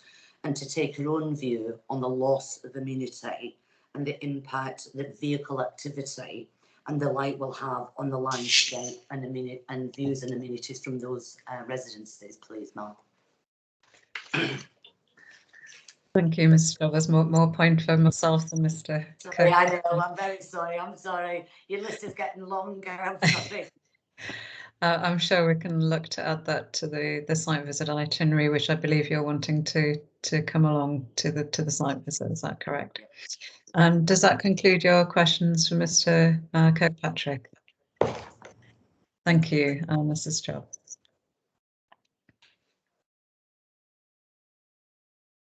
Okay, Mr. Kirkpatrick, nearly there. I think most of my questions have been covered in cross-examination. I did have probably two more.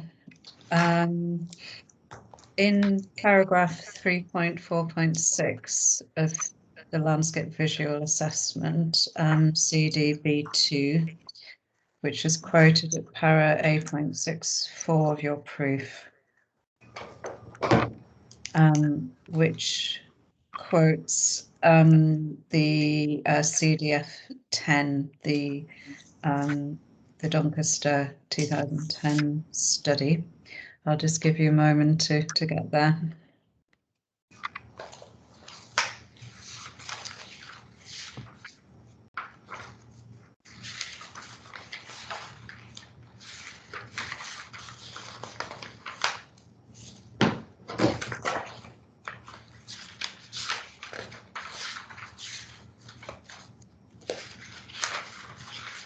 Apologies, Ma'am, I think my pages have got rather scrambled. Right, I think I'm there now, thank you. Okay, thank you. Well, at the LVA and your proof quotes the CDF 10, which reflects on the landscape value EMP 5.1, and which states it was assessed as having high landscape value. Considering the location in the Greenbelt, but also considering the contribution of the area to the setting of the urban edge of Doncaster, acting as a buffer between the A1M corridor and contributing to the setting of the village of Marr and its conservation area. And just taking the first part of that sentence, the setting of the urban edge of Doncaster and acting as a buffer between the A1M corridor, in your view, which part of EMP 5.1 does that relate to? Which part of that character unit? Yes, okay. So I think the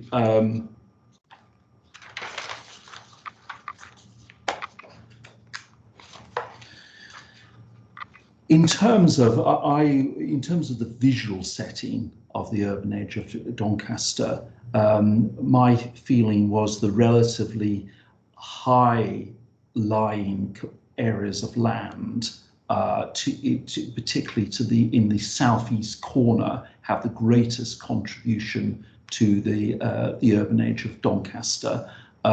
You've got basically a gentle slope that descends from the west towards the A1M, and those hill slopes form part of the contribution, but particularly the Bear Hill area. I do think that the land associated with the appeal side provides a lower level of contribution insofar as A, there is a significant degree of enclosure provided by Long Plantation, and B, with the exception of the northern part of the site where you've got this long linear component, the majority of the site is set at a low level in the landscape, thereby again reducing any potential contribution to that setting, which I think is simply not there. Whether it's the northern part or the southern part, you've got that Long Plantation serves that function in terms of containing the extent of visual setting of the landscape setting in that north-east component of 5.1. As I say, Bear Hill area, certainly the biggest contribution. Okay, but you agree that the site falls within the area between the A1M corridor and the urban edge of Doncaster. That's sort of not disputed, really. It's not, no. But your view, you preempted my next question. Your view is that the site area contributes less than the area to the southeast in terms of the setting of the urban edge of Doncaster. Yes, significantly less. I think it's a very low contribution. I think one can. I think the visual. If we consider the setting and in terms of views from the roads and public rights of way that pass through this landscape unit, and this was I suppose quite a big point in terms of the visual sensitivity of 5.1. Well, looking at Barnsley Road, heading from Mar towards Doncaster, again, I think the site provides no contribution to that, to the experience of people travelling through the landscape. Looking at the A1M, again, the greater visibility is when you get to junction 37, Barnsley Road junction, and you've got the elevated flyover going over. Again, no contribution to those views. And if you go a little bit further, both east and west, I think the document shows indicates visibility. But again, we have no visibility there. It's only when you get to the far northern section of the A1M, you get some oblique views of that narrow corridor of land in the far northern part of the site. So its visual sensitivity in terms of the visual contribution, the landscape contribution to that setting is not provided by the site. It's the other areas of land within 5.1 that really are quite prominent in that setting. And what about the contribution in terms of the role of that area of land in providing a buffer between the A1M corridor and the urban edge of Doncaster? I think that buffer is provided by quite a number of features and areas. The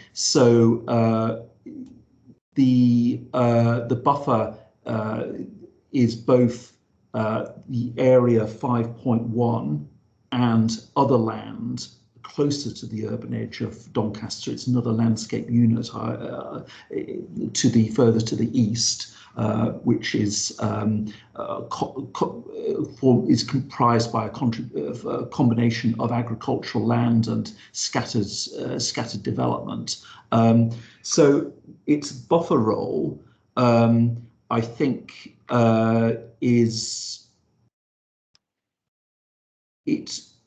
contributes to the land contributes to that buffer role generally on the eastern side of the A1M. But again, I think the greater contribution is provided by those components of the land that are more visible, i.e. to Bear Hill area, and to the east of 5.1, where you've got long plantation and agricultural land that provides quite a critical contribution to that buffer. Again, the site, in terms of its contribution to a buffer, because it is located between Long Plantation and Stane Hill Plantation, and at a low level, its contribution to that buffer role is very much diminished. There is then you're then left with that linear strip that sat on the southern edge of Green Hill. And again, it's a very small component of the general landscape between the A1M and the urban edge of Doncaster, and the appeal scheme would allow that buffer role to continue insofar as it would be perceived as a well-vegetated strip of land. And the point was made in various proofs that one of the characteristics of the local landscape are well-treed strips of land adjacent to roads. And I think particularly in terms of views from it's just another component of the would be seen as another component of the landscape that would still allow that buffer function to continue. Okay, thank you. And you mentioned Long Plantation providing sort of a strong boundary, if you like, to the urban edge. Am I paraphrasing you correctly there? I think Long Plantation has a significant contribution to that buffer function.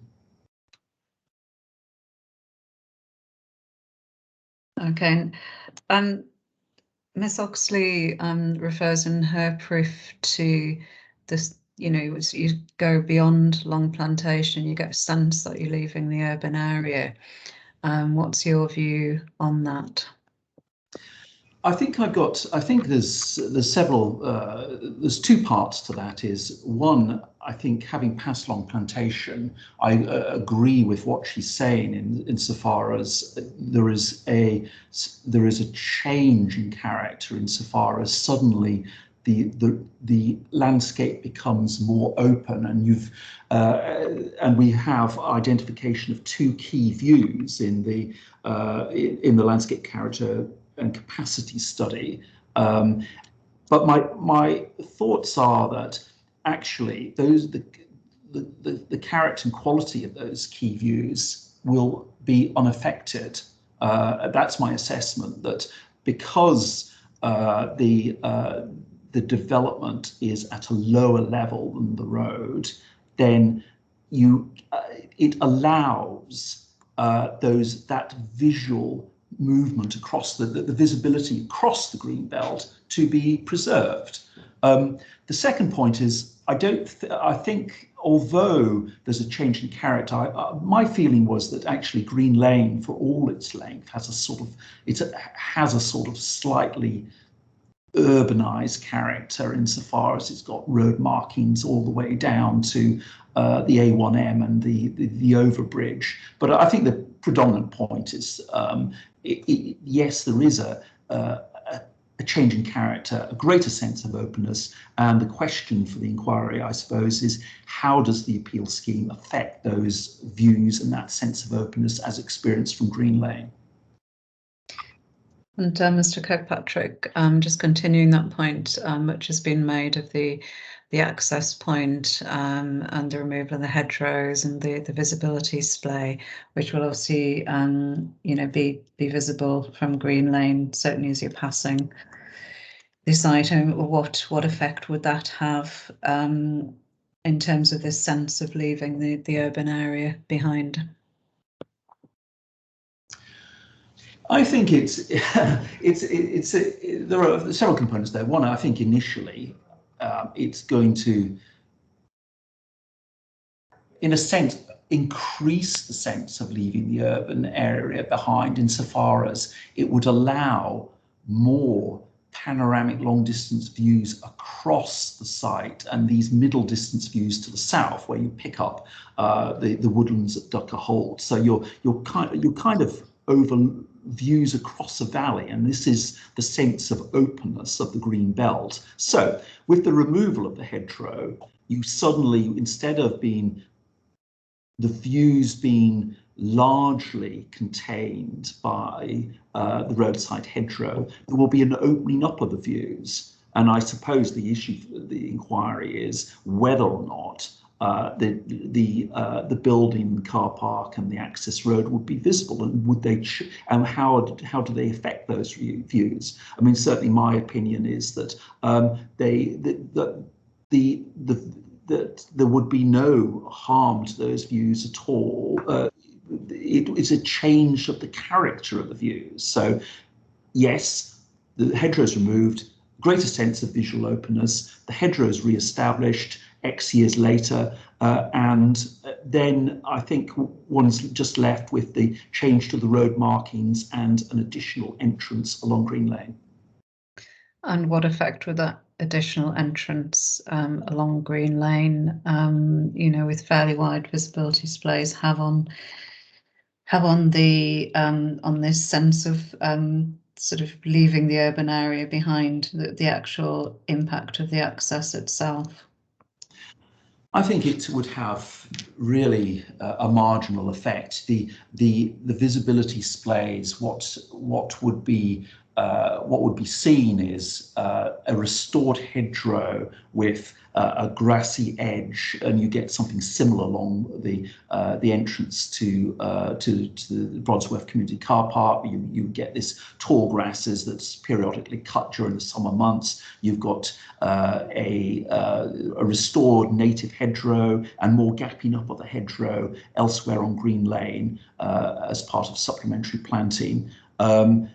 So I think you're then left with an entrance, but I don't think that changes that sort of sense of having left a relatively built up area associated with Little Canada. And once you're past Long Plantation, I think once descending the hill, and you still have that quite notable change, as Ms. Oxley points out, in terms of character. Will the entrance change that? To a marginal degree, yes, it will, but I'm content that is quite a very it's a marginal change to the character of the road.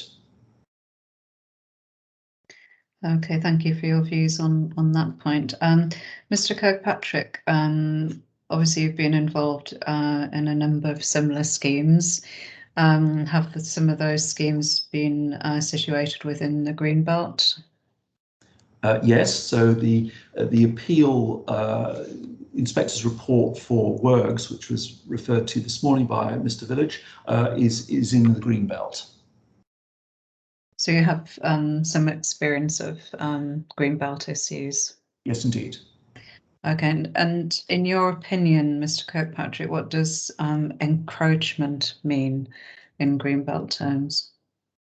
Encroachment means the addition of an area or feature of either a building or hard landscape. The addition of a building in the Greenbelt.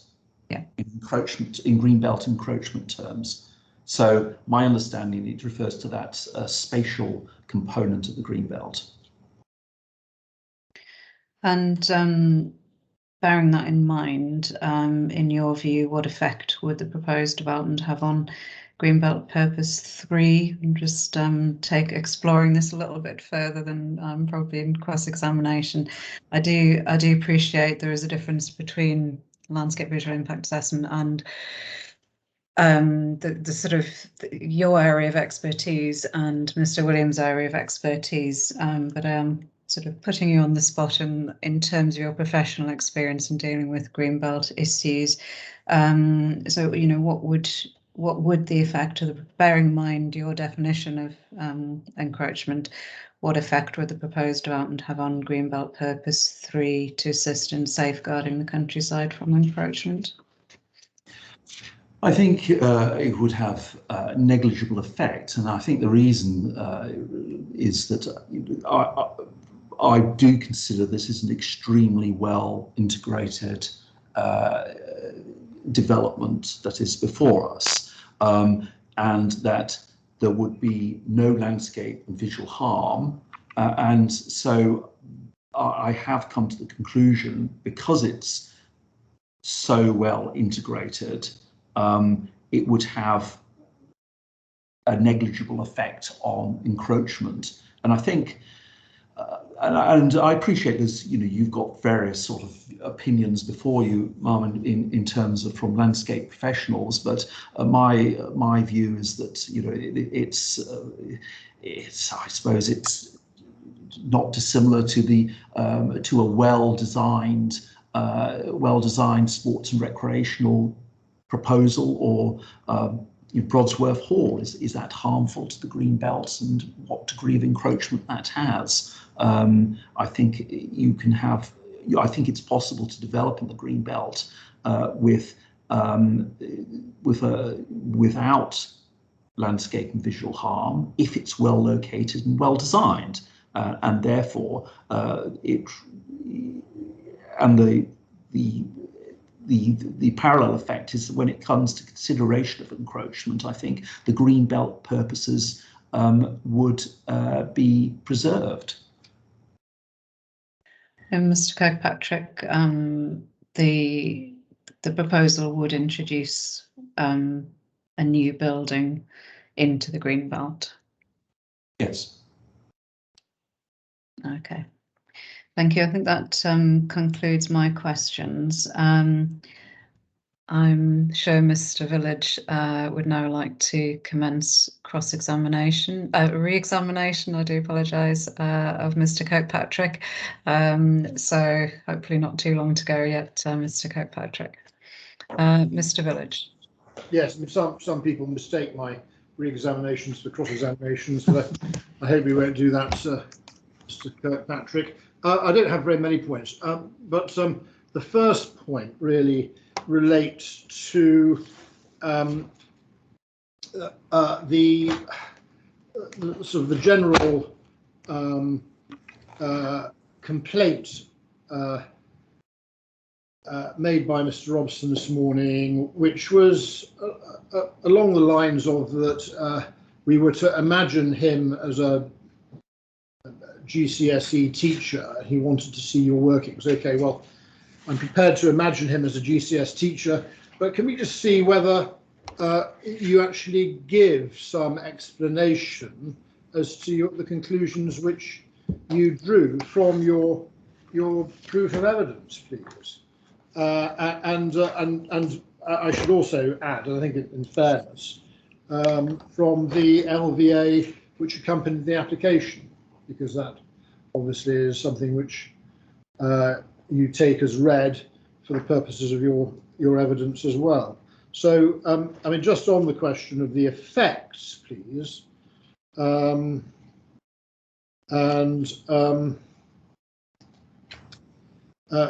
if we look at landscape effects, you start in section 8. For example, under landscape and visual integration, you say that landscape and visual considerations have been considered from the outset as an integral part of the development master planning exercise, and careful attention given to the location, design of the proposed building, and so on. You then explain that the proposed building and car park would be located in the lower southern part of the site, where a high level of landscape and visual integration would be achieved due to the enclosure provided by Stainhill Plantation and the small hillock of Stainhill. 2, the landform that rises up to meet Green Lane to the north. 3, Long Plantation to the east. 4, Ducker Holt to the south, and tree belts alongside the A1 to the west. So what does that paragraph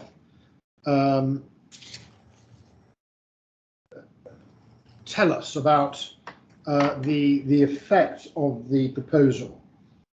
Well, what it is talking about is when looking at how the appeal scheme affects the landscape, it's outlining why there would be very limited effects because of those because of the context in which the appeal scheme is located. And that goes back to my conclusion at 8.620, when where I point out that the scheme would represent the addition of new features of limited characterizing influence, and there would be a noticeable change affecting small areas of landscape character. And then I go on to make a judgment of the magnitude of change and the significance of that change. You 823 identify that the building would sit at a low level in the landscape with a visual backdrop provided by Stainhill Plantation, be visually subservient to the mass and scale of Stainhill Plantation. Strong horizontal emphasis would relate well to the flow of the landform. Be visually recessive, and contextually appropriate materials would be used, and not truncate any views across the valley. So again, what does that say? Well, it's an assessment of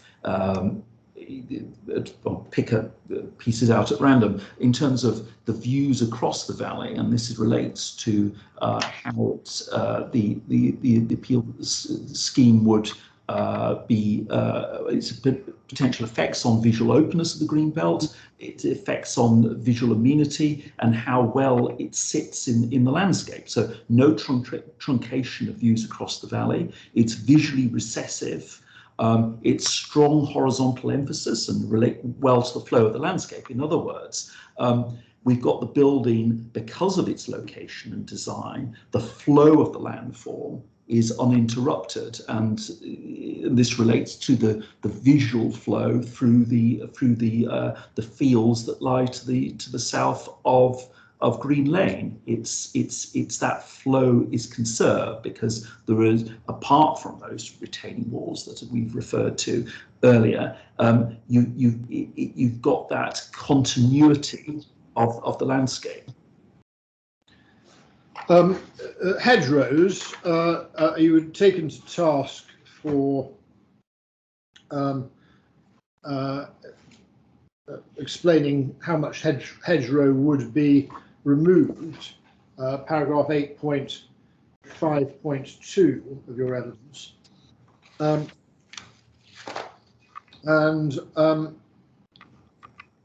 You explained it would be in the order of about 180 metres, and clearly that's subject to it being measured, and no doubt that can be done. But how much hedgerow is being replaced? Because, of course, in the next sentence in 852, you say a replacement hedgerow with an enhanced mix of native species would be established to the rear of these sightlines, and an arrangement of new native tree planting would be provided to the rear of the relocated hedgerow. So just explain, insofar as you haven't explained that it would be removed, explain what it would be replaced by. Yes, as part of the construction works, the removal would be accompanied by the establishment of a new hedgerow to the rear of those sightlines. As I pointed out, it would be an enhanced mix of native species. And in addition to that, we've got additional hedgerow to the east along Green Lane, where we've got poor condition of the hedgerow that we're gapping up and removing concrete bollards and so on, concrete blocks. Then in terms of hedgerows, we've got the restoration of the hedgerows along the western site boundary on the lower level, where it's the hedgerow has been lost in sections. It's described as a rather defunct hedgerow.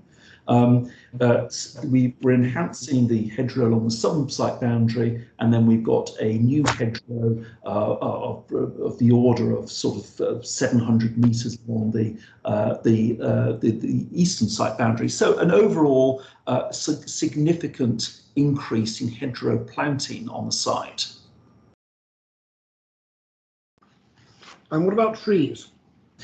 Again, trees, the landscape master plan allows for the establishment of copses of native vegetation at various points within the site, and you can see that on that illustrative landscape master plan I forget the core document, I think it's B20, where we've got copses at intermittent levels as one comes down the site, and those have a function not only of defining spaces and providing the sense of arrival for people coming, visiting the memorial gardens and crematorium, but they also contribute to landscape and visual integration. Added to that, we've got intermittent tree planting along all the hedgerow boundaries, along the southern, eastern, western boundaries as illustrated on that master plan. So a really substantial increase in the amount of tree shrub planting on the site, over 80% native. You can see on the illustrative landscape master plan an expansion of the planting along Stane Hill Plantation in accordance with the statement of environmental opportunity identified in the National Character Area Assessment.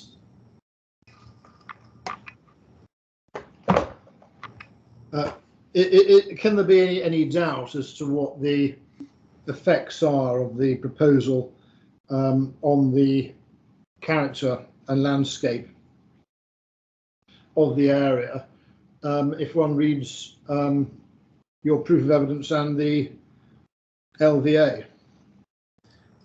No, I think it's clear to me, and I hope it's clear in the LVA and proof of evidence that this is a well integrated an appeal scheme that is well integrated into the local landscape and provides a positive contribution to that landscape, not only in terms of the vegetation, but it's a positive contribution in terms of a distinctive building that you would have to go into the site to appreciate. I accept that, but the opportunity for members of the public to access this part of the green belt for the first time will allow such an opportunity as they descend the access road in that well-treed corridor towards the building and car park. And we've got a sedum roof and a car park that is well-treed and well integrated into the site and the surrounding landscape.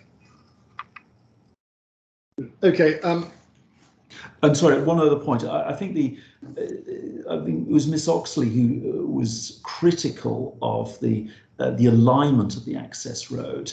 I think the alignment of the access road at the end of the day has been adopted to best fit for the contours, and we do have some slopes, upslope of grassy slopes, upslope of the on the eastern side of the access road, but she points out, well, it's curving. Well, I don't see that as an alien feature at all. It relates to the landform, and indeed you've got a sweeping curving access road to Brodsworth Drive, which varies in width between 3 and 6 meters, and I think an access drive that is well integrated.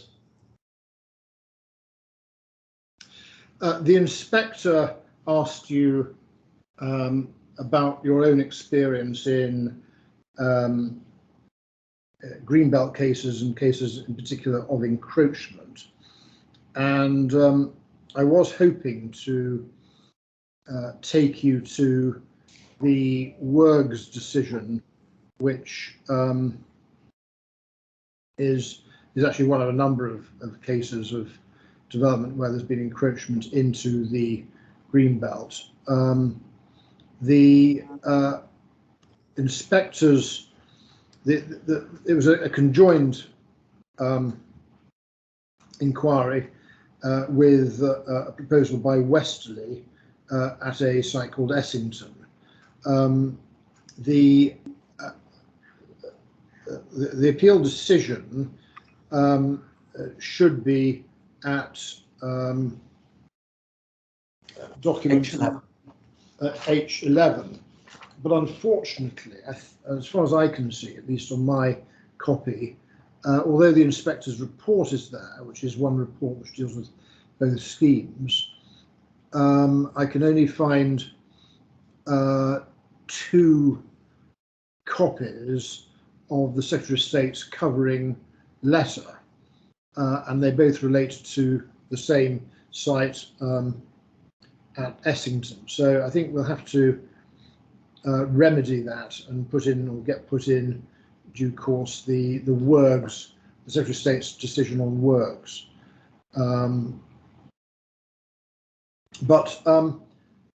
Just I don't think it's absolutely crucial to look at that now, but was there a finding in that case at WERGS of encroachment?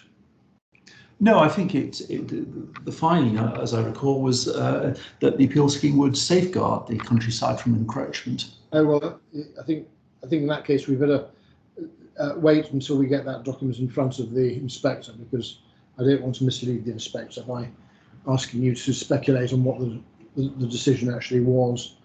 Yes. Madam, I was trying to shortcut that, didn't work. We may have to come back to that in the planning evidence in due course. Right, now the other aspect of your cross-examination related to and actually following on from what's we've just been discussing, was the evidence of Mr. Taylor and paragraph 4.113 of his proof of evidence, please, on page 43 of his proof.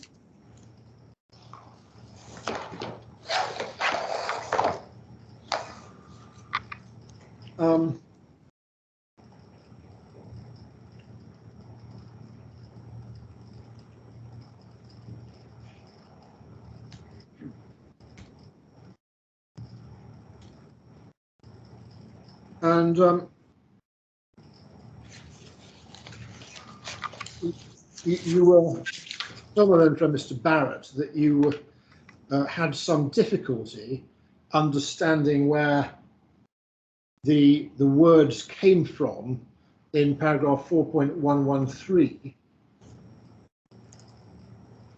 where Mr. Taylor relies on this. He says that the text in purpose 3 goes on to note, given that the greenbelt land in this location is open, undulating countryside, the area has a limited tolerance to change. Now, Mr. Taylor helpfully includes the extract from Ardwick Le Street 5, which is the extract which deals with this area. Is that right? He does, yes. And if one goes to purpose 3 to assist in safeguarding the countryside from encroachment, in the 3rd column, does one find the words which he quotes in his evidence at 4.115? 4.113. So which paragraph are you referring to in Mr. Taylor's evidence, please? 4.113, sorry, yes. No, it's not there at all. And as I said earlier, I think what he's done, he's been looking at a different assessment area, specifically Ardwick Le Street 4. Yeah, I mean, if we, yes, if you go to, I think, document E8 electronically, or possibly, and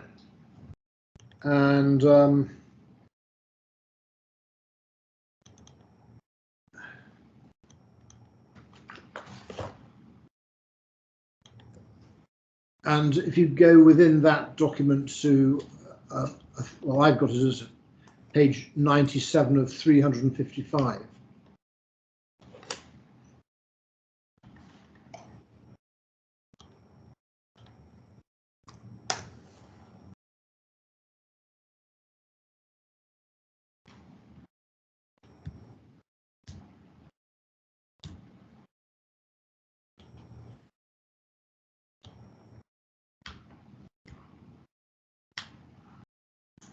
You go to, in fact, start at page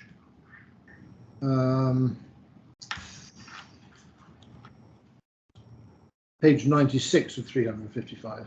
Yes, I have that. Yeah, Thank so you. that this is in fact Adwickler Street 4, lands to the northwest of Adwickler Street. Yeah. Yep. And if you go down to purpose 3, do you see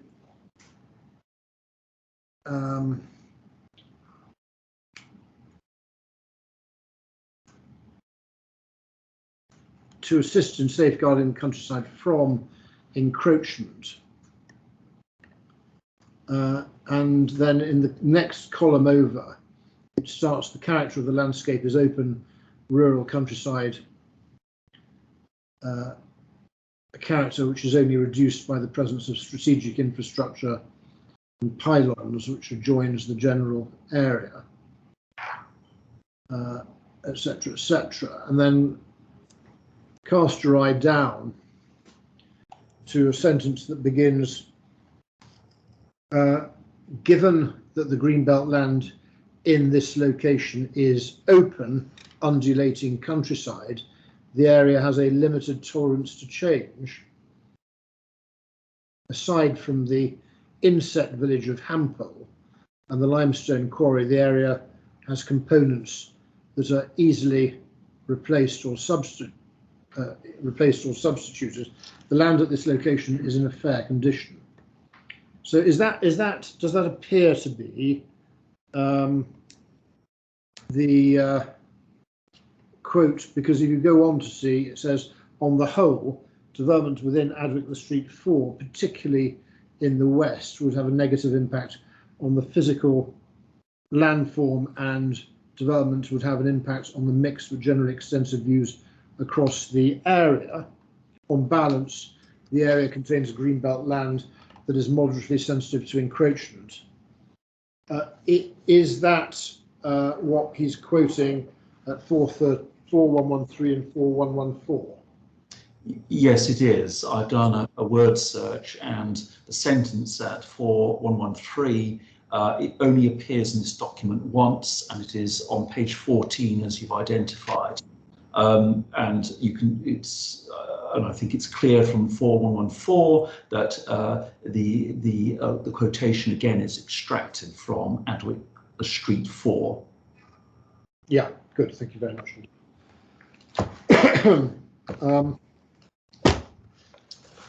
I think that's all I had. Just in a second to check. Yeah, you were asked about some visualizations.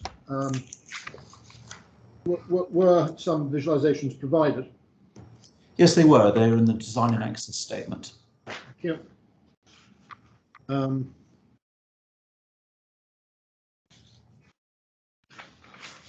Those are all my questions. Thank you very much indeed.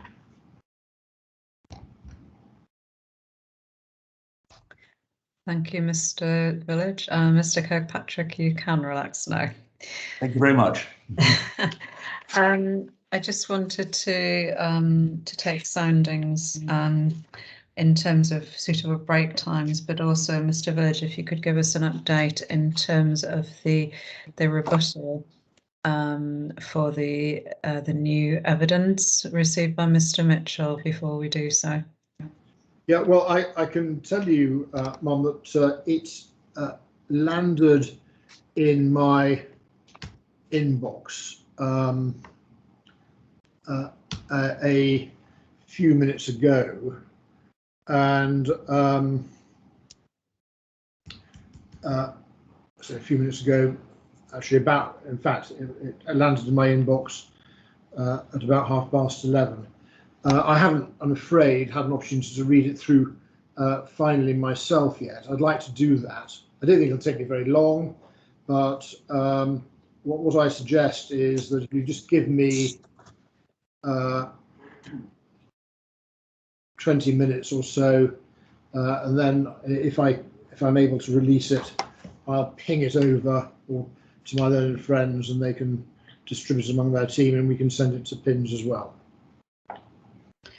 Okay, thank you. I mean, obviously, Mr. Robson, Mr. Mitchell is due to give evidence next. Just thinking in timings for reconvening after lunch. Mr. Robson, do you require, say, Mr. Village gets that information to you by, I don't know, say 1 o'clock, Mr. Village? Yeah. Put you on the spot to focus your mind.